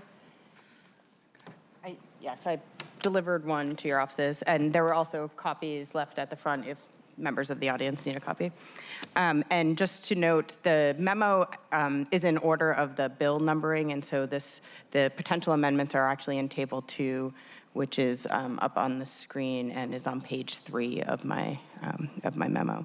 So Council Bill 119082 would add a definition and standards for short-term rental uses in the land use code, would modify the definition and standards for bed and breakfast uses. It would add other definitions related to the new short-term rental and bed and breakfast standards, and it would clarify the application of the city's rental registration and inspection ordinance program as it applies to short-term rentals. I'll note that the meat of the public comment earlier is really in the item number 4 on the agenda. There are 2 potential amendments that are primarily sort of clarifying or technical amendments to the land use bill. One is how the use is defined in the bill as was introduced and discussed at the Affordable Housing and Neighborhood Finance Committee. Short-term rentals was described as an accessory use. Because the short-term rental would not necessarily be operated in one's own home, it's important that we clarify that it is not necessarily an accessory use. It is just a use that is allowed in a residential structure, and consistent with other requirements in the land use code. It would prohibit short-term rentals in units that are built as a caretaker's unit. The second amendment clarifies how the application of the rental registration and inspection ordinance would apply to short-term rentals. Currently, if you own a home and you live in that home and you have a roommate, you rent out one of those rooms, the RIO program does not apply. This would apply a similar standard if you are renting out a room in your own home as a short-term rental. You would not be required to comply or register through the RIO program. However, if you're renting out a second unit or an accessory dwelling unit, you would have to meet the rental registration and inspection ordinance requirements. Councilmember. Thank you. So how, as it relates to the second element, the rental registration inspection program, how does the current bill read without Councilmember Johnson's amendment? It would just apply to any short-term rental, so it would not exempt. Because the part of the changes in the land use code are currently short-term rentals are not defined, and so they're essentially a residential use. There is an exemption to RIO for vacation rentals, but vacation rental is not defined, so it's a little unclear how it would apply today. However, if it's a room in your own home, I think it wouldn't apply today. So this would keep it sort of consistent. Consistent with long-term rentals. Yes. And so without the amendment, the rules for short-term rentals as it relates to registration and inspection would be more onerous than our long-term rentals. Correct. Okay. Thank you. Other questions? Anything else before we open the public hearing, Ms. Finucci? Nope. Okay, Julie McCafferty, you are the person who's signed up. Come on down. Thank you for sticking around for an hour and a half until we got to you. Hi there. Yes, so I'm Julie McCafferty. I own the Green Lake Guest House Bed and Breakfast, and I've been following this legislation very closely as I was involved back in 2004 when I opened my 5-room bed and breakfast on Green Lake. And my neighbor said, I'm going to do everything in my power to get you shut down. So now it's very ironic that we're now legislating short-term rentals. And we, the bed and breakfast, are the establishment. So I'm delighted to see the changes for bed and breakfast that are included in this new ordinance. I think it does level the playing field. Currently, it's very difficult to open a bed and breakfast in Seattle. You have to fight very hard. There's rules on how old your house can be, how many parking spaces you have, how many employees you can have. It's challenging. And so I'm delighted to see this legislation. I hope you will pass it. I think it's good to have bed and breakfasts in Seattle. It's good to have short-term rentals with rules in Seattle. So I would urge you to pass it. I'm surprised by the ordinance or by the amendment for rules for renting out a room in your house. I do live in my bed and breakfast. I'm required to live there currently under the established rules. I have 5 guest rooms, and we are inspected by transient accommodation. They come in and check the temperature of my washing machine and make sure that my home is ready for guests. So I don't think that's necessarily a bad thing. It's just part of doing business. So that's all I have to say. Thank you very much. I hope this will pass. Thank you, Julie. Is there anybody else who would like to speak on the regulation related to short-term rental uses and bed and breakfast uses? Seeing no one, will then close the public hearing on Council Bill 119082.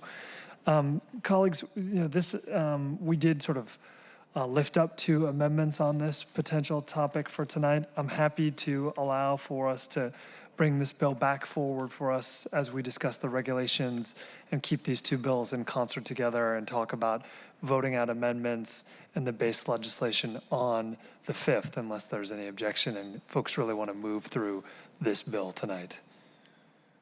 Councilmember Harris-Talley, please. I actually just had a couple clarifying questions By all around means. the definition. So one thing you noted, Ally, is that currently we have definitions around residential spaces. I know just from my personal experience, there can be a variety of situations where folks have been allowed to do short-term rentals, including camping trailers, those sorts of things. Would this include those sorts of situations for folks, or is that something that's not currently permissible in Seattle city limits?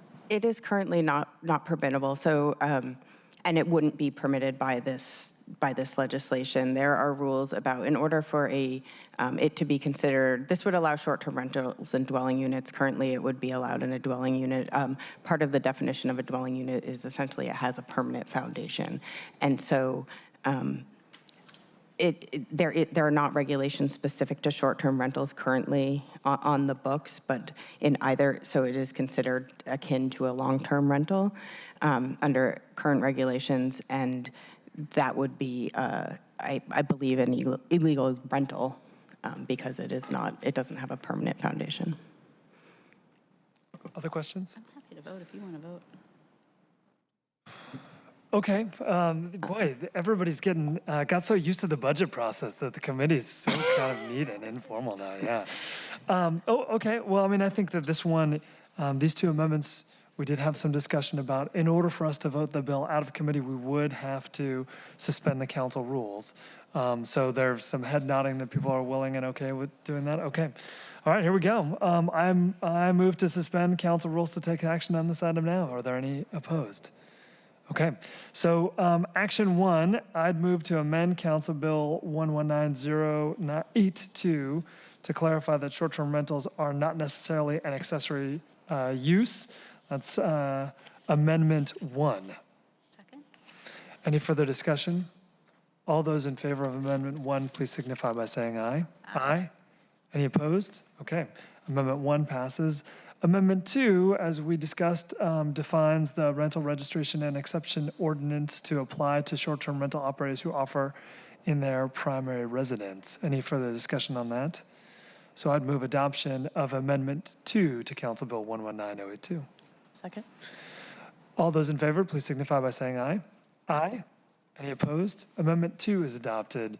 So that, both amendments, any further discussion about the base ordinance? Okay, I'd recommend passage of Council Bill 119082 as amended. All those in favor, please signify by saying aye. Aye. Okay, none opposed.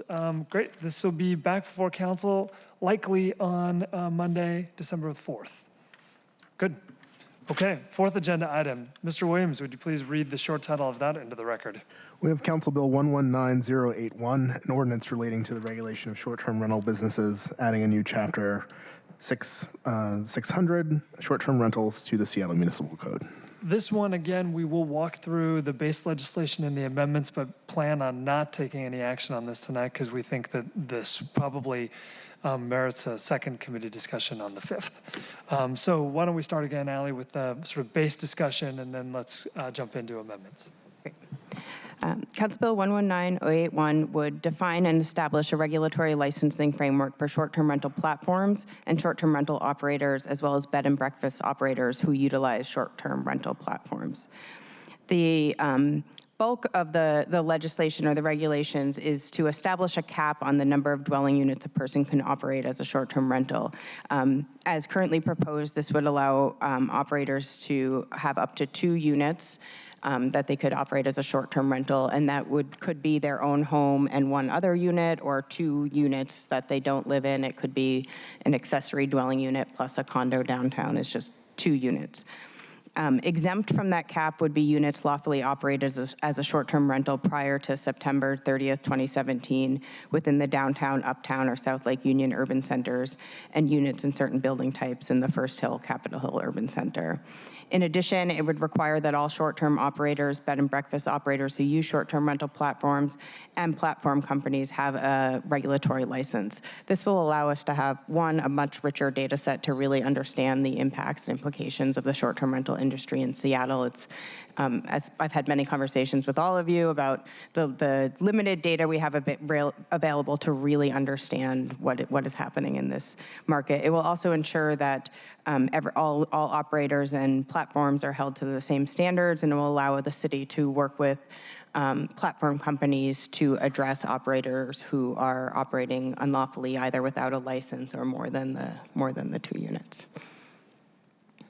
Questions about the base legislation, folks? Okay, let's start walking through amendments. Great. So I am now on, in attachment 1, page 1 of table 1. The first amendment is really technical corrections and language that needed clarification. This includes extending the effective date of the ordinance to January 1, 2019. This is in part to align with the effective date of the short-term rental tax bill that was adopted a few weeks ago. Correct. As well as, initially we had expected that this bill might be out and voted on earlier in the year. So this will give the department enough time to get the bill, get ready for implementation and enforcement. Which includes presumably some conversation around rulemaking about other small scale issues that may need to be worked out. Correct. Question, Councilmember O'Brien.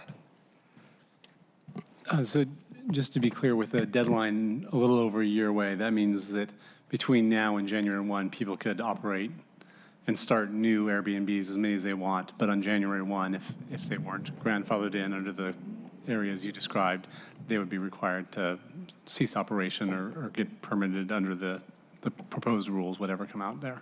Correct. And in fact, even if they were in the areas that are proposed for exemption, if they were not operating those units prior to September 30th of this year, those units would not be exempt from the proposals there.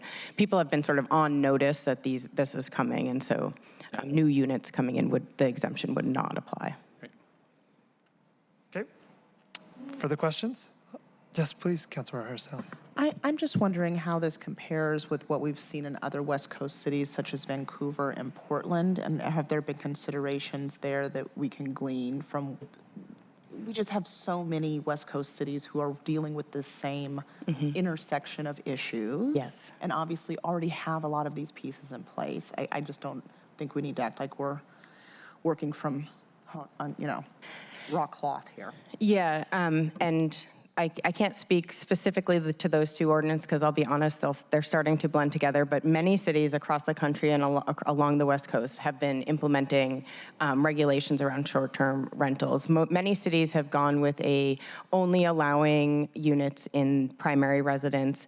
In some cities, they have applied a nightly cap on the number of nights you can operate a short-term rental if it is not your primary residence. That is actually where this proposal started. However, in talking with other cities, talking with the department and operators and platforms, it quickly became apparent that enforcement is almost impossible when you're basing it on the limit of nights. In San Francisco, for example, they have had regulations in place for a longer period of time. They have revised it several times, and so people are still sort of trying to figure out what works. But again, this ordinance is informed by the work that other cities have done, but it takes a little bit of a different approach in terms of it is trying to balance providing some economic opportunity for homeowners and property owners while still limiting supply. So where many cities have gone the way of limiting it to just your primary residence or not having limits, but just having a revenue source, this sort of splits the difference and being a little bit more permissive in allowing 2 units, but also introducing a tax. I think it's also fair to point out, Councilmember Harris-Talley, that in the midst of not only all those discussions happening at local governments around the country, many states have engaged in a regulatory environment too, either in some states prohibiting local governments from regulating short-term rentals, and in other states going the opposite direction. And so I think, to Ms. Panucci's point, there's a lot of data sets and a lot of different approaches that a lot of local municipalities have looked at all around the country. And what we've been trying to do is come up with a set of regulations that will be enforceable and discourage people from skirting the rules and regulations. Please. I also have a question about whether there has been use of a racial equity toolkit or considerations there. The reason I say this is because we're a city that has a legacy of redlining, which has disproportionately advantaged white people to have access to properties, and that has only deepened over time. I know that there's some deep considerations within the International District and other areas that have had predominant concentrations of populations because of redlining and segregation, that now they no longer have access to their own spaces because of what acquisition of land is looking like, considering the intersection with international investors and others. I certainly appreciate that a number of folks in the audience are speaking as local folks who find themselves trying to sustain and stay in the city. I'm a homeowner myself and understand that, but I don't think we can talk about this out of a context that there are certainly out-of-state entities with properties in city.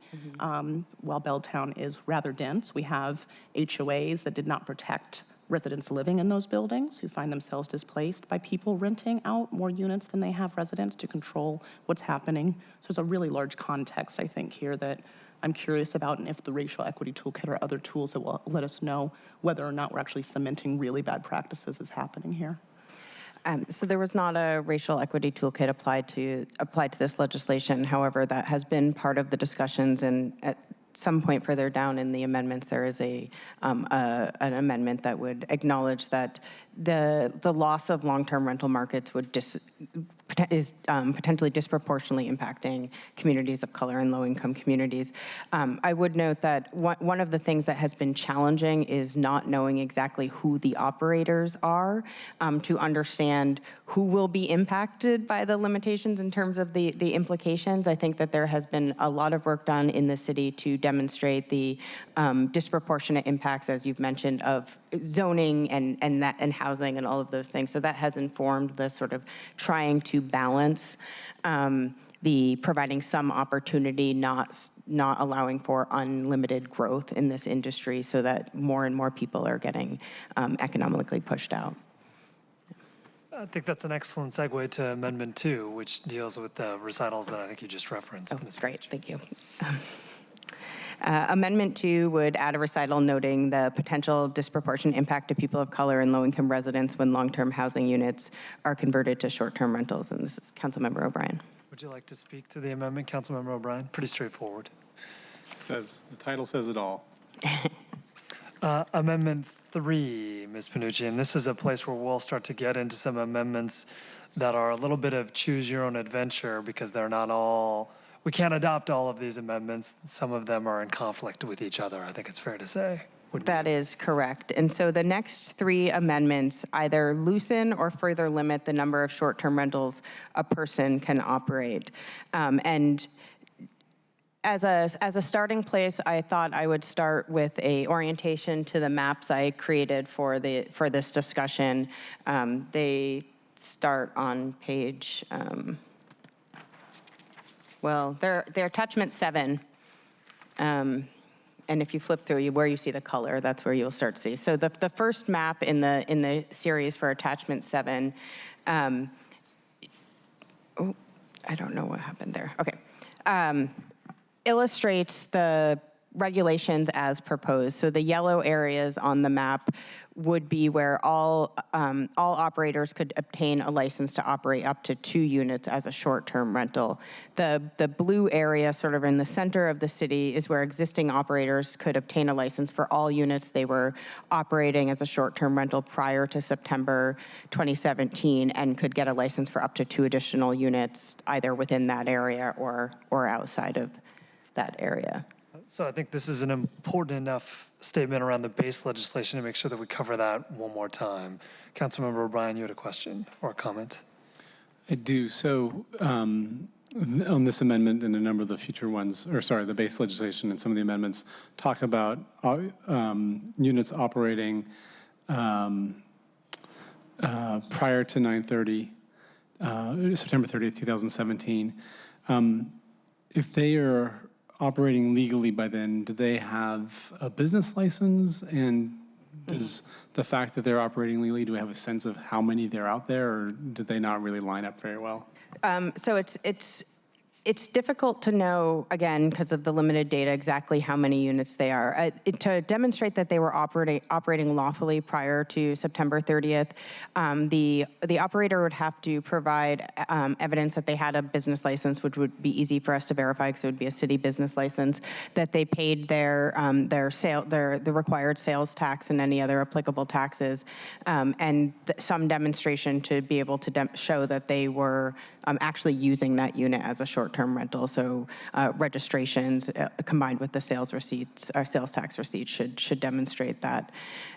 We have estimated that there are approximately 300 or 400 units in this area that would be exempt, but because the data we have only has allowed me to identify host IDs that are associated with more than one unit, I'm not able to tell if that host ID is the owner of the property. So I think you heard testimony today from people who manage 60 properties, but they may only own 2 of them.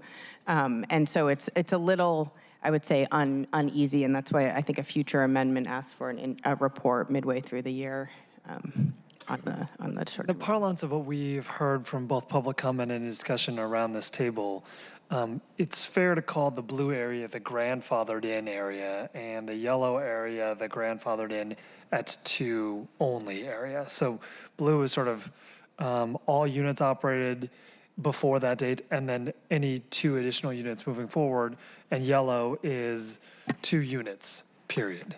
And then as those color coordinations are going to be important as we move forward and look at different geographic boundaries of what is blue and what is not blue. And just to be clear, the blue area is grandfathered. Outside that area, at least on the base legislation, there's no grandfathering. Correct. They could get it. You could have 2 older kids, start 2 new going forward. Correct. Correct. Just one follow-up on the business license. So if someone, just to make sure I understand this, someone has a business license, and so they're paying their sales and B&O tax to the city of Seattle and state of Washington. That's relatively easy to demonstrate. But for us to determine what that business license is actually for and how many units, that's going to be, I assume, some more work on the department and the property manager or whatever. Right, and so part of that, we were trying to get at that with the requirement that they demonstrate that the unit was actually, the specific unit was operated as a short-term rental. So if they were using, for example, the Airbnb platform, that they, there's a assumption that working with the platform, they could get a download of all of the nights that were rented with the actual address. It also gives the department rulemaking authority to sort of fine-tune some of this, because as they continue conversations with the operators, with the platforms, sort of figuring out exactly what sort of records they have and what that looks like. It will vary a little bit because some of the operators are managing their own platform, essentially. They have a website where people can just go right through them. So there will be some, I think, flexibility depending on how they have been managing those properties. Councilmember Harris-Talley. I mean, I'll be honest, what's troubling about, to me, about a consideration of what it is to grandfather in units is just the lack of data we have about what we're grandfathering in. I think the considerations of what we're trying to have as a compromise and who's being protected and not is just such an unknown that it builds hesitation for me, because what I don't want is for us to be grandfathering in models that are actually an antithesis of what we're actually trying to protect. Certainly, I understand entrepreneurship. I understand small business. To hear people's stories of what it is, all of us who are anywhere in the middle are struggling to survive in this city and stay in this city and have, quite frankly, lifestyles that aren't so outside of what we've seen a generation or 2 before us. But what I also know is that these areas where this blue is are areas of density where it's quite different from smaller residential areas where people do have the experience of what it is to have one house on their block. You're talking about concentrations in some of these areas that have thousands and thousands of units within a few city blocks. And to have an unknown question mark there that we're grandfathering in feels, I'm just hesitant about that. I wish we had more data. Sure. And I think that that's a frustration that I know Ali Panucci feels very strongly. I am not the architect of the compromise that was discussed a lot during public comments, but I will say one of the arguments I've heard made by that architect is that the blue area, as defined on the map in front of us, is pretty consistent with where we see the overwhelming majority of the hotel uses in our city, and that use-to-use comparison was influential for him in that discussion. So, again, not to be a defender of the compromise, but I think that was an argument that I heard from him pretty regularly. There is a stark thing, though, that I see, for instance. So the shape of the blue area where there's this dip along the shore side is this anomaly that happens, for instance, in the International District, where instead of cutting across Jackson Street, which has been a known thoroughfare of that neighborhood, we actually saw a dip that concentrated an expansion of much higher set units than should be comparable to the residential areas in that area. So there's a lot of pieces here that I just don't understand how they were fit together, and it brings me deep concern when we're putting it in combination of MHA, HALA, and other considerations. I just am hesitant about talking about this in isolation of other considerations of displacement, and not talking about, again, concentrated areas that are communities of color that had to build themselves and shrink themselves into areas based on previous prejudice, and finding themselves now really at the mercy of people who are experts who made a map and tell them, this is where you are, deal with it. I mean, you have areas across the street from iconic places like Bamboo Garden, which are now zoned for 17-story buildings, which are residential areas where people live. So again, the concentration in this downtown core is not isolated from people's lived experience. And I'm hesitant about what that looks like. Councilmember Herbold. Thank you. As we are talking about the concept of grandfathering, as I read these maps, as introduced, the area to be grandfathered in the bill is, as we stated, blue. In Amendment 4, it is likewise blue, but in Amendment 3, it is essentially everything, correct? Correct. The whole that should probably all be blue. If we were going to be consistently applying the colors Right. for what grandfathering means. That is fair. And so I raise this question as not to single out the yellow version of the grandfathering, but to ask a question about all three versions of grandfathering. It's curious to me that there is for me, the idea of grandfathering in a use is not to also include a growth of the use. And each of our grandfathering options allows for growth. And I'm wondering, because for each of those options in those areas that we are proposing to grandfather, we're allowing the ability to, in I think, 2 of those options to allow for 2 additional units, and in 3 of the options, 2 additional units, and 1 of the options, an additional unit as long, or 2 additional, as long as one of them is a primary residence. So as collectively as authors of all of these different amendments, can you help us, refresh us on why we included a growth element into a grandfathering concept? I could try. I think the thinking was, and why and how the exemption was originally crafted, was to the whole policy sort of initiative is really focused primarily on limiting future growth. And so the policy decision, for now, let's just stick to the two units before introducing the alternative version of that. was that it allows existing operators in general, for the most part, to sort of stay whole and allows limited growth. And so that same principle is applied to the exempt area where everybody has the same opportunity for limited growth. I think it is a policy choice though, and it could be crafted that meets your limit, and then we would need to think through, let's say someone has 20 units exempt from the limits, would they have to drop all the way to having only one unit on the market before they could get a license for one new unit? And I think that's sort of how it would play out. But there is, it is a policy choice. It is not a sort of technical requirement. And good catch on the map colors, Councilmember. Oh, yeah, no, I wasn't, I just wanted to make sure that I wasn't That's right. pointing something, a question that I had about on one grandfathering without applying the same question to all the grandfathering. Yeah, and I would just note one other clarification. I would need to confirm that it was within the bounds of what we studied in SEPA to not allow for those 2 additional units, because we did study that in SEPA. And then my intention, and I will know, I have sometimes a hard time distinguishing colors. My intention was to make each map somewhat different, but I didn't get there. Okay, so I think that was amendment. Well, that was just the base legislation. We haven't talked about amendments yet, so let's move. Oh, okay. I'm sorry, Councilmember O'Brien. Yes. Before we jump into the amendments, this might be an okay time to take a minute to clarify something that I think came up in public comment a bunch.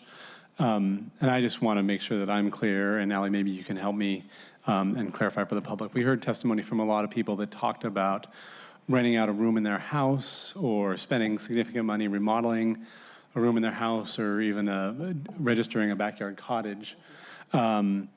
And none of this legislation or any of the amendments, under my understanding, would impact the legality of operating those, whether they're in existence today or going forward. Correct. And whatever combination of amendments or no amendments are adopted, it wouldn't restrict someone from operating units in their, or rooms in their primary residence, or their whole unit if they go and sleep at a friend's house or travel for work or anything like that. None of the amendments would limit that requirement unless they had 2 other units somewhere else. It would, it does count as one of the units, and each bedroom is not counted individually, however. So if you rent out 3 rooms separately, that's licensed as one unit. Thanks for clearing that up. Good. Okay, Amendment 3, Ms. Bonucci.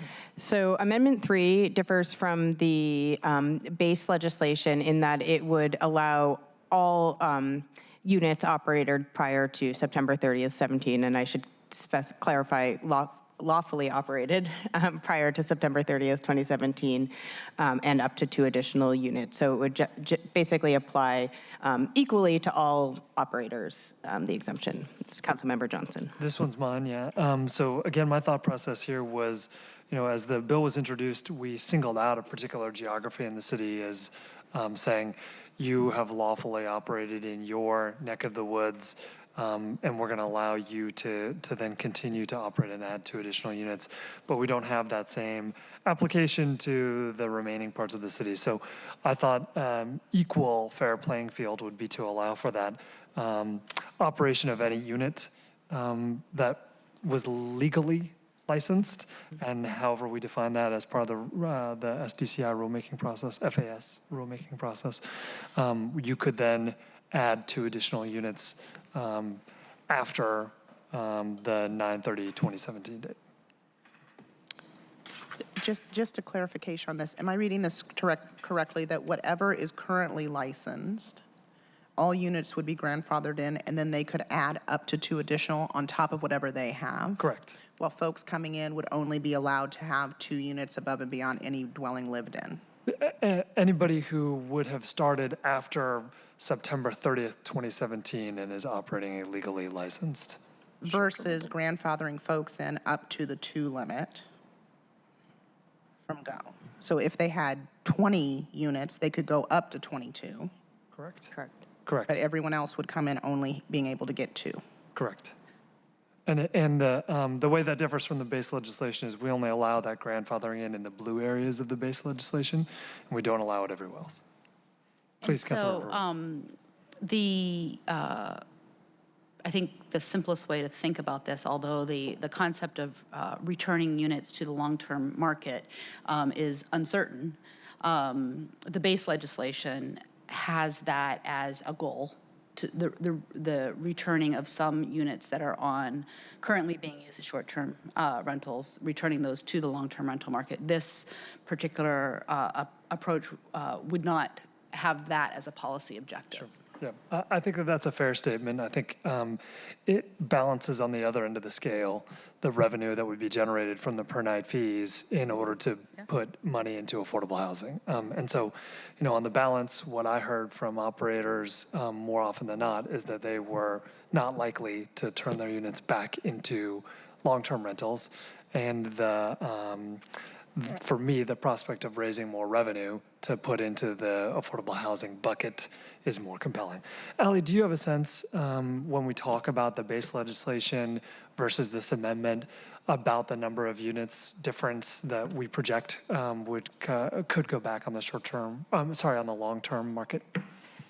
Yeah, so it would be approximately 300 to 400 units that would be back on the market. And I should also, again, I can't give enough caveats on the limited nature of the data and that it is focused on activity that has occurred through the Airbnb platform, and there are many platforms operating. And so I don't, but it gives you a general sense of what we anticipate. And do you also have a sense, Allie, of how much those, if those you said 300 to 500 units, right? Yeah. Sorry.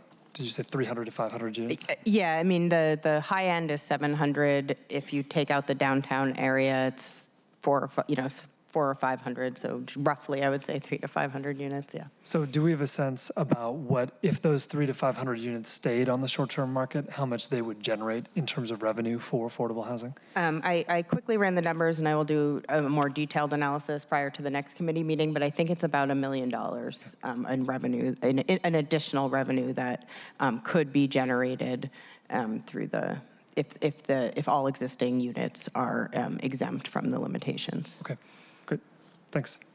Other questions? Councilmember O'Brien.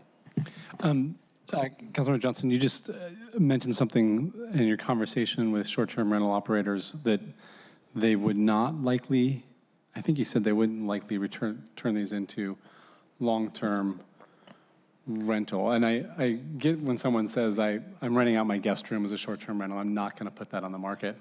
But can you tell me a little more what you're hearing? Because that's not what I've heard more often from folks that they would put their house up for sale. Okay, so we return to the housing market one way or the other. Right, but one of our stated objectives is to increase the supply of long-term rental and affordable rental housing. And what I've heard more likely from these folks is that they put a lot of time and energy into the maintenance and upkeep of this house. And if it was now not legal for them to operate it as a short-term rental, they would put it on the for-sale market, which would be outside of the scope and reach of many of the populations that we've been trying to serve with the revenue generated from the short-term rental marketplace. I'm trying to wrap my mind around that. I mean, the numbers, every time someone gave me a number, I did an estimate of what 75% room nights in a month would look like. And on average, they were getting something fairly comparable to what the current rental market is. So did they give a why or just say they wouldn't? I think that a lot of this has to do with the regulatory market. And if the folks that I talk to, when given the choice between operating as a short-term rental, operating as a long-term rental, or selling the property in today's marketplace, have told me they would not want to take on the responsibility of being a long-term landlord. Despite the fact that they have staffs from 5 to 10, despite the fact that they have been running other businesses. That's the Isn't that fascinating? That's the argument that has been put to me, Councilmember Harris-Dowling. Councilmember O'Brien, yes. Just for me, the intent of this legislation is broader than just, there aren't a lot of people out there that are providing subsidized housing without subsidies on the affordability level. And so for me, it's more about just broadly increasing the supply of housing available to folks at a variety of income levels.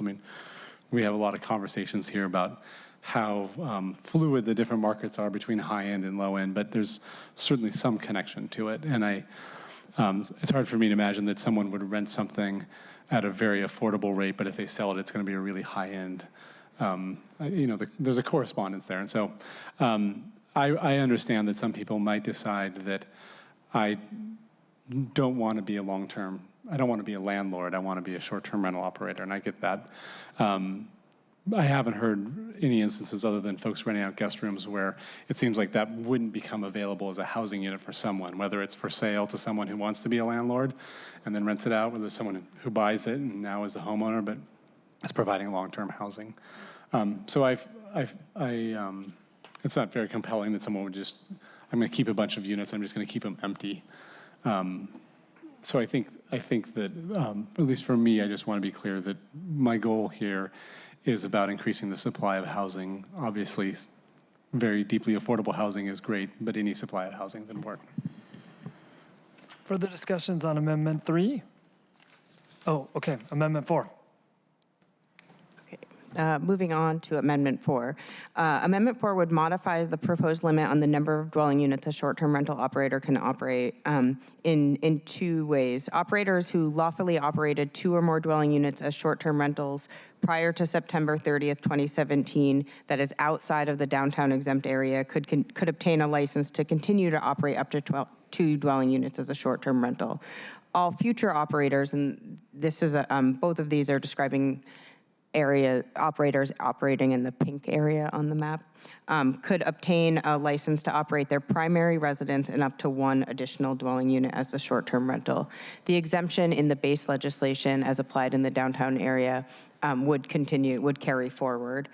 So essentially the distinction here is all existing operators would be able to continue operating up to 2 units as is proposed in the base legislation. Future operators could operate a short-term rental in their own home and 1 additional unit. And this is Councilmember Herbold and co-sponsored by Councilmember O'Brien.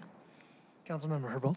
Yeah, I just wanted to offer a little explanation about the spirit in which this amendment was offered. I suggested this amendment because there was a previous amendment that was proposed by Councilmember O'Brien to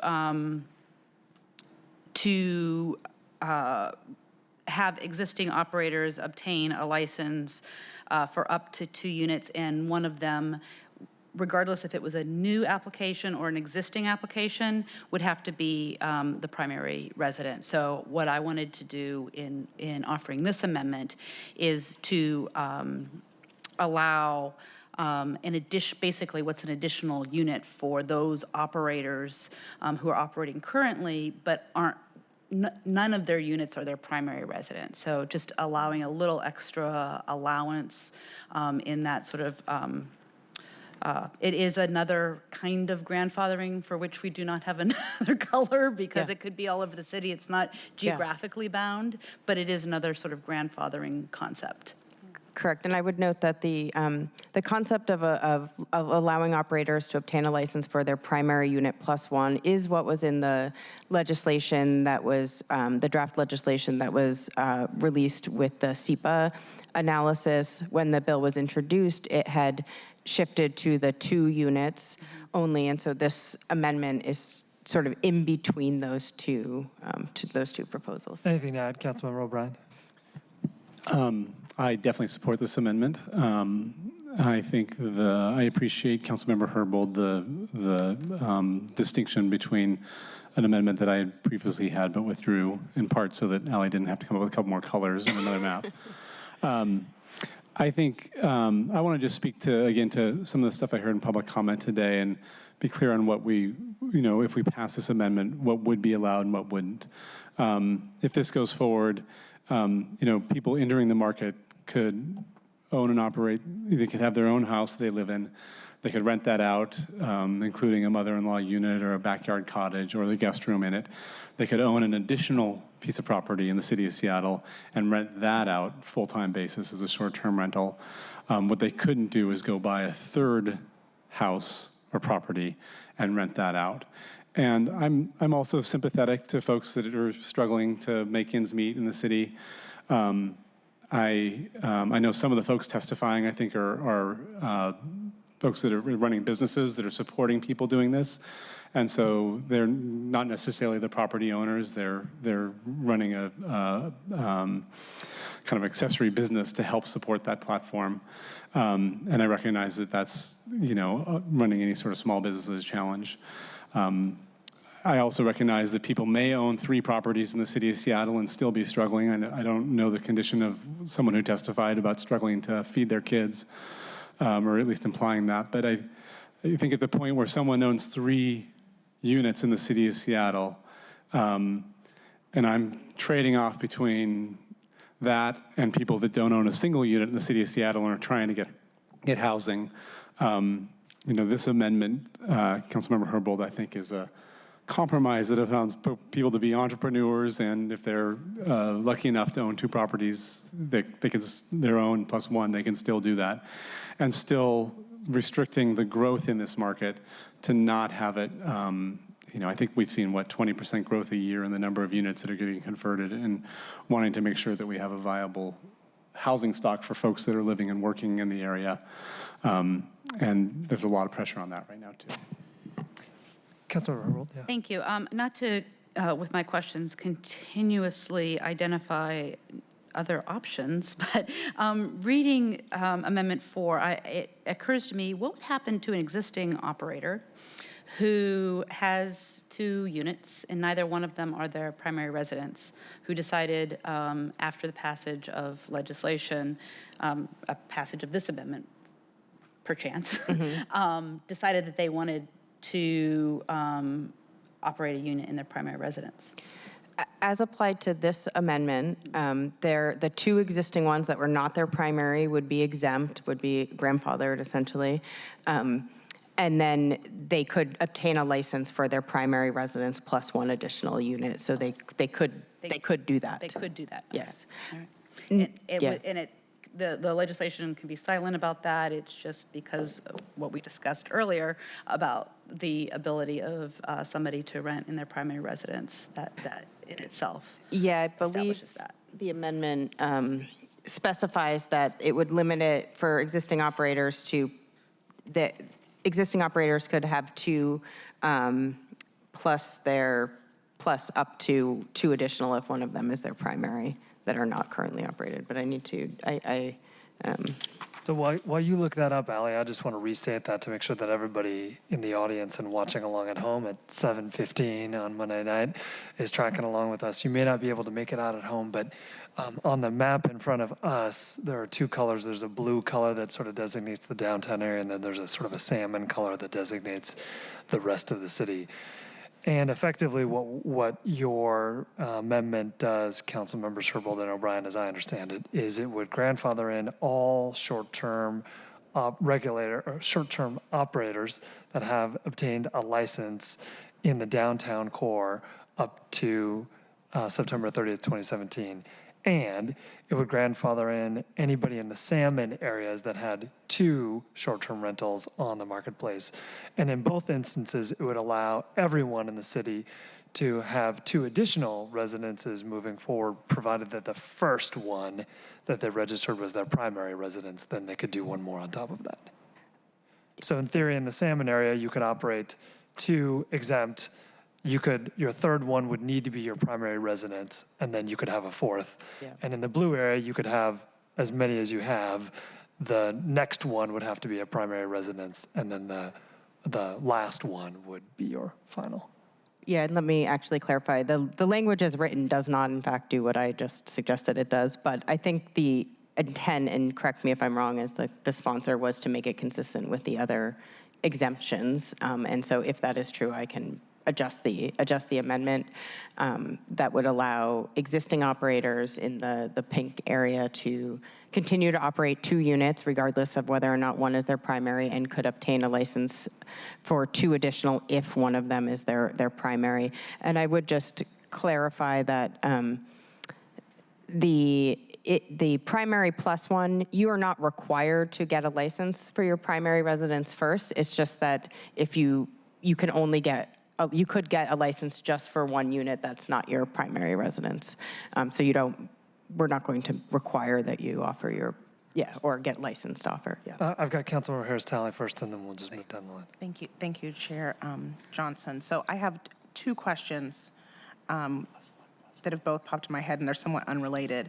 I know we have a working definition of short-term rental. Do we have a working definition of unit? So for instance, if someone had a four-unit duplex, would each of those units be a separate unit, or would their ownership of one property? Do you understand what I'm asking? Yes, so there is a definition of a dwelling unit, and it's not at my fingertips, but it is a sort of a household unit. So it in a duplex, that is 2 units. If you are renting out individual rooms within, so that typically includes a sleeping area, a kitchen, a bathroom at minimum, and some specific amount of living space. That is one unit. If you have multiple bedrooms within that unit, that's all considered part of the single unit. But if you own a building that has 4, what most people maybe would refer to as 4 apartments in it, you could only get a license for 2 of those apartments in that building. So it's not applied to the property, it's the individual units within the property. Wonderful. And then somewhat unrelated, and I almost hesitate to ask this because I know how much work both community and council has already put into this, but knowing that we now have a tax structure in place that will require a larger amount of reporting, is there more information we will have from that reporting that will give us clarity about how many units are there, how many folks are owning these units, and where the concentrations of these units are? In the long term, yes. Presumably, the collection of the tax will provide us with more information about where and who is operating these units and the numbers.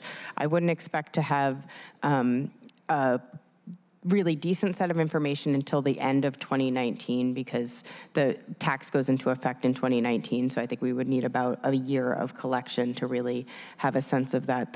One of the pieces or components of the implementation of the regulatory piece is that we would be working with a third party who has the technology and ability to help us identify where these units are, help us monitor the platform sites to know if there are operators listing without license numbers and that sort of thing. The regulatory license fees will support basically the cost of contracting with that agency. And so if the regulatory license piece is adopted, some of the budget actions the council recently took would provide the resources for FAS to engage with that organization in 2018 to get better data. So there is an expectation, but that is currently tied to the regulatory side of things.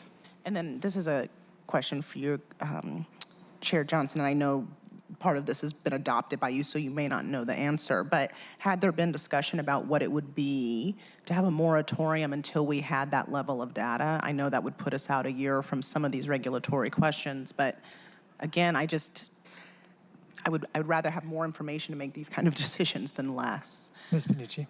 So the challenge there is that it is not currently a defined or regulated use, so we don't have a use to establish a moratorium on or the information to understand the emergency needed to.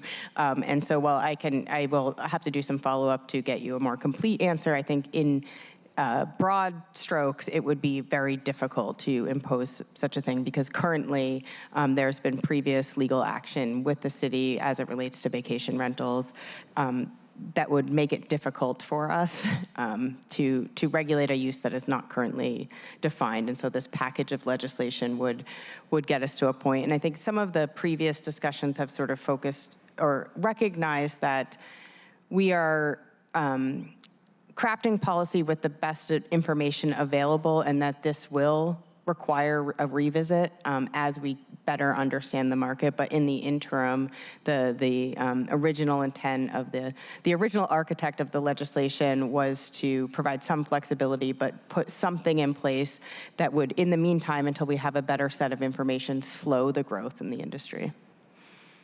Councilmember O'Brien, thanks for your patience. Back to the conversation about grandfathering and what would be allowed afterwards. Don't need to hammer this out right now, but I guess my intent would be that if this would be Amendment 4, talking in that pink area, for someone who does meet that grandfathering criteria, has 2 or more operating legally before September 30th, I think it's the license for up to 2.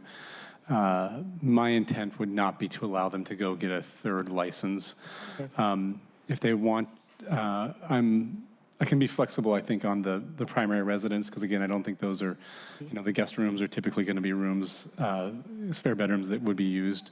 So I could see if they grandfather 2 in, can also get a license for their primary residence, but I would not want to expand that to them primary residence plus 3. Okay. I can work with the sponsors. Yes, as the co-sponsor of this amendment, I am interested in clarifying the intent as it relates to this first bullet as it relates to the pink area, because it does not contemplate, it is a non-geographic grandfathering concept that does not contemplate any future growth beyond the licensing of existing units.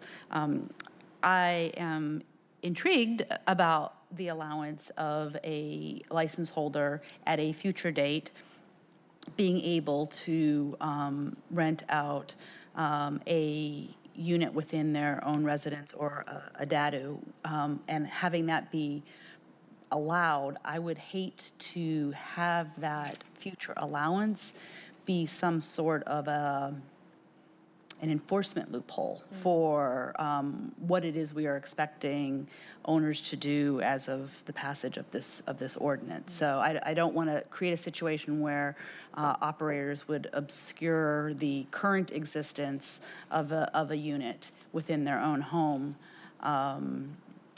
to allow for an additional non-residential, non-primary residence unit to get under the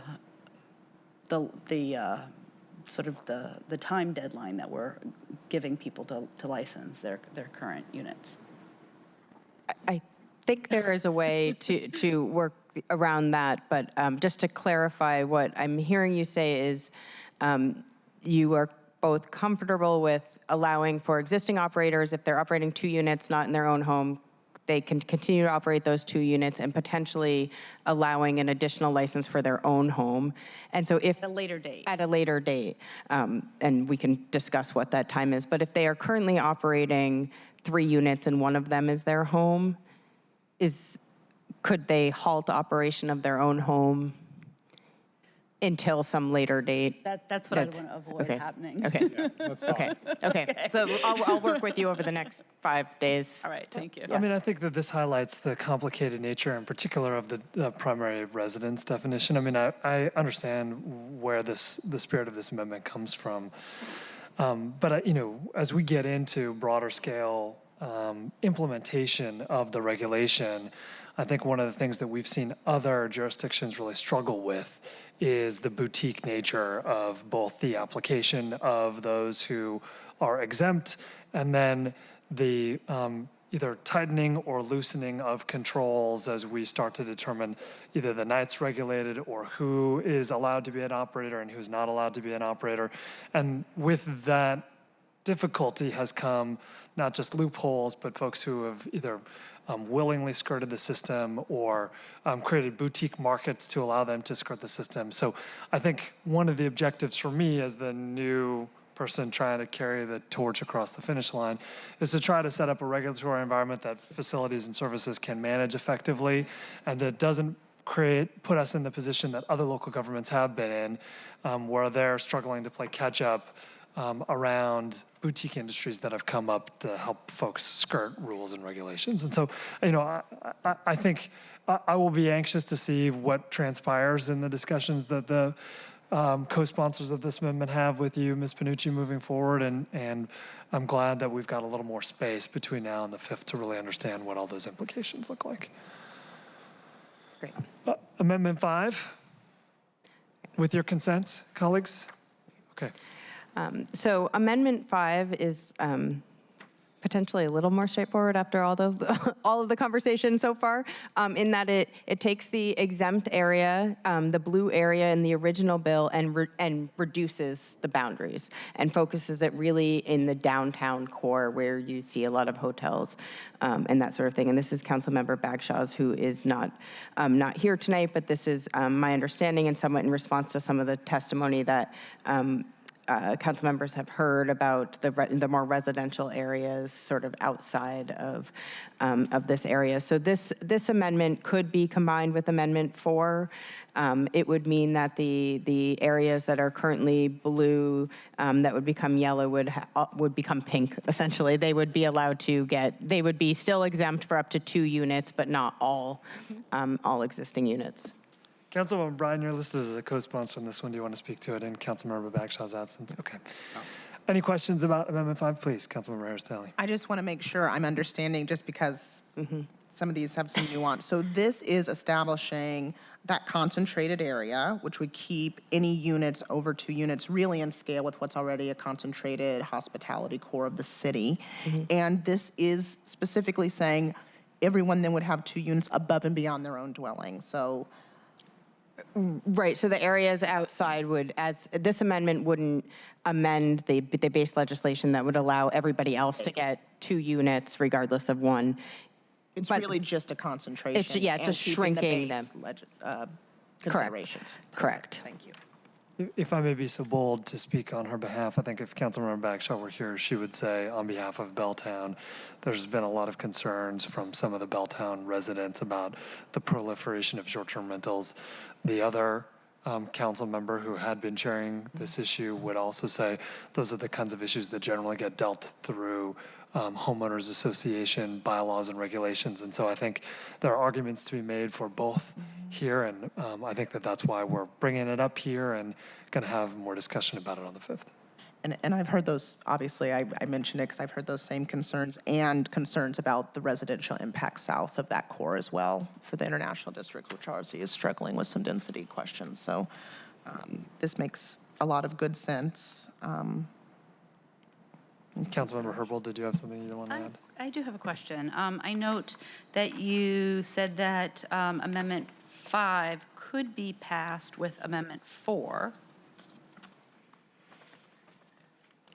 What is the functional result of that? Because the yellow in Amendment 5 allows new future operators to obtain a license to operate up to 2 units. And the pink so are you saying the amendment, the part of Amendment 4 that Let me try to. So essentially, Amendment 4 is really applying to all of the areas outside of the blue area, right? It's making modifications to the proposed limits on all of the areas outside of the blue area. If that blue area shrinks, that same requirement would just apply to the areas that get cut out. So it would require a revised combined amendment, but the 2 are not in conflict. Whereas Amendment 3, which exempts everybody, conflicts. Right. Theoretically, there would need to be new language, though. There would need to be accomplish the right. 2 There together. would need to be a slight taking out a piece of yeah. You mentioned, Ali, SEPA analysis as part of the discussion on previous amendments. Do we run into any challenges here on Amendment 5 as it relates to the SEPA analysis that the city did? No. Okay. We looked at the numbers, and it is within the bounds of what was studied in SEPA. Good to know. Oh, it is. Yeah. Further questions on Amendment 5? Amendment 6, Councilmember O'Brien, this one is your amendment on a per-night platform fee.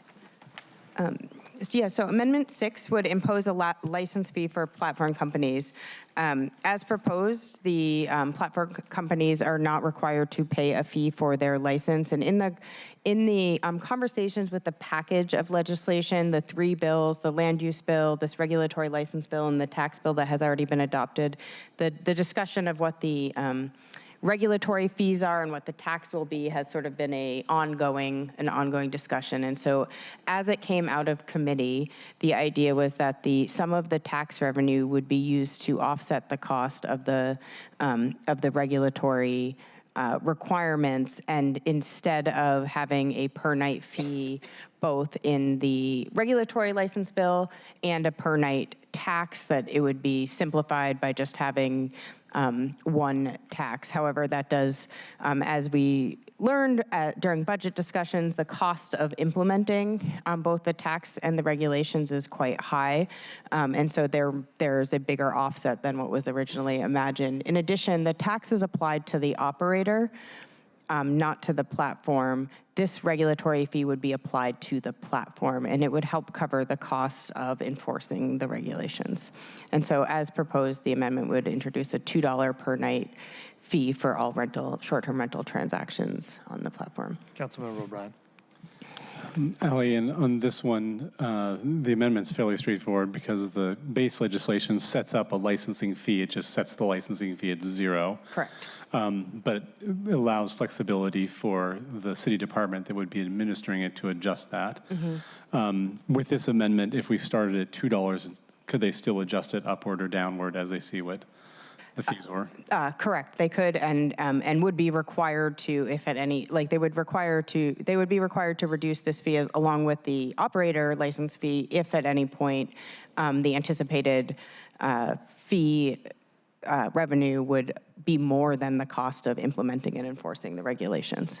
Just so the distinction between a fee and a tax we're kind of getting into here, but basically the fee is just to recover our cost for administering it. Correct. And so the reason I support this is if we use some of the tax revenue to pay to cover our administrative costs for the fee, that means that tax revenue is not available to pay for affordable housing, equitable development initiative. If we set the fee at $2, we think that's about what it'll cost to run it. Obviously, they can adjust it, but it frees up some of the tax revenue for the more flexible purposes that we talked about. So. Ali, how does this relate to one of the amendments that we adopted on the tax bill that effectively says if there is legislation in Olympia that results in the convention center tax being applied to short-term rentals, there would be an agreement between the city and the convention center around the collection of that revenue and a cost-sharing agreement between the city and the convention center. My assumption at that point is that if they're the ones collecting the revenue, that reduces our fee structure. I mean, talk to me about the relationship between those two pieces. So that amendment, as I understand it, is basically saying, and the general estimate we had for the tax as it got voted in the final vote, I think was in the $1.2 million. But I think the total, it was about, as proposed, we anticipate about $7 million in revenue before paying for expenses. Right. And so the expectation would be that the city would get $7 million or what, if our estimates continue to be consistent along those lines. And it is silent on how the city uses that general fund money. And so if there is less of that money needed to offset the cost of regulating, there would be more money to direct to the Equitable Development Initiative and affordable housing projects. So it doesn't really change that. It just sort of accelerates how much money we might have available for those other uses. Clear as mud, right? Well, I'm just going to repeat what I said at full council a few weeks ago, just for the legislative intent record. My intent in any agreement with the convention center or any other entity isn't necessarily that we would collect $7 million, but that we would collect $14 for each full unit and $10 for each shared unit. $8 for each shared unit. So since we don't have great data on how many units are actually out there and how many nights they're being used, that number could be larger or smaller. But if it is significantly larger, I just want to make sure that I will be arguing with whoever that we would get that additional revenue if there's more in there. I think this is one of those instances where, again, we're trying to plan for the unknown. As we've seen with other states, once a major metropolitan area adopts a set of regulations around short-term rentals, oftentimes that results in state rules and regulations as well. So I think we're just trying to plan for possible contingencies, and I just want to make sure that we're all aware of that. Amendment, if there's no discussion on Amendment 6, which it doesn't seem like there is, let's move on to Amendment 7, Ms. Panucci. Great, thank you. That was a perfect segue into Amendment 7, which is in fact asking for a mid-year report from the Department of Finance and Administrative Services on the implementation of both the regulatory license requirements for short-term rentals as well as implementation of the tax. And this is the thinking that as they have resources to really begin to stand these programs up, they will have more information available. And because it is not effective until January of 2019, it would provide some information mid-year for the council to consider whether or not the regulations with additional information need any tune-ups or adjustments, or just or to inform budget discussions on what the anticipated tax revenue might be and how that revenue will be split between the Equitable Development Initiative, the cost of implementing, and affordable housing. Any questions about that? Pretty straightforward. Okay. I'm gonna ask if my colleagues who are still talking about amendments among themselves have anything else they'd like to share with the rest of the class.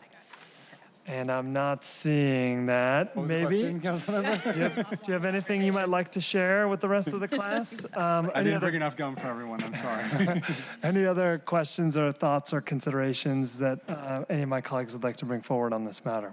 Back in front of us in early Right, December. Ms. Panucci, anything you'd like to add as we close out? No, I'll just note that I think it's back in committee a week from tomorrow. And so I will be touching base with each of your offices to wrap up, ideally, any amendments.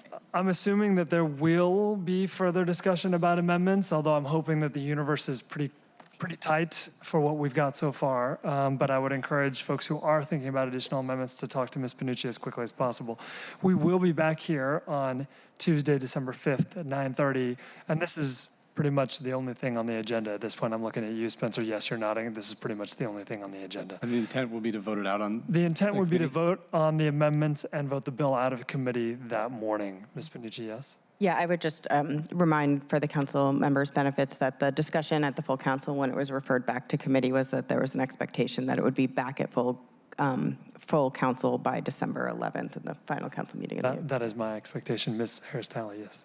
I just wanted to say I appreciate everyone coming out tonight and sharing your experience and staying so late to see what this discussion was, you know, the work you've been doing over the long term, and glad this is moving forward. Hope you all didn't miss the last bus home as I did, and that your travels are safe. Any final thoughts, folks? Okay, well, we'll be back here on Tuesday, December 5th at 9:30. Thanks all. We're adjourned. You are so sweet to be here for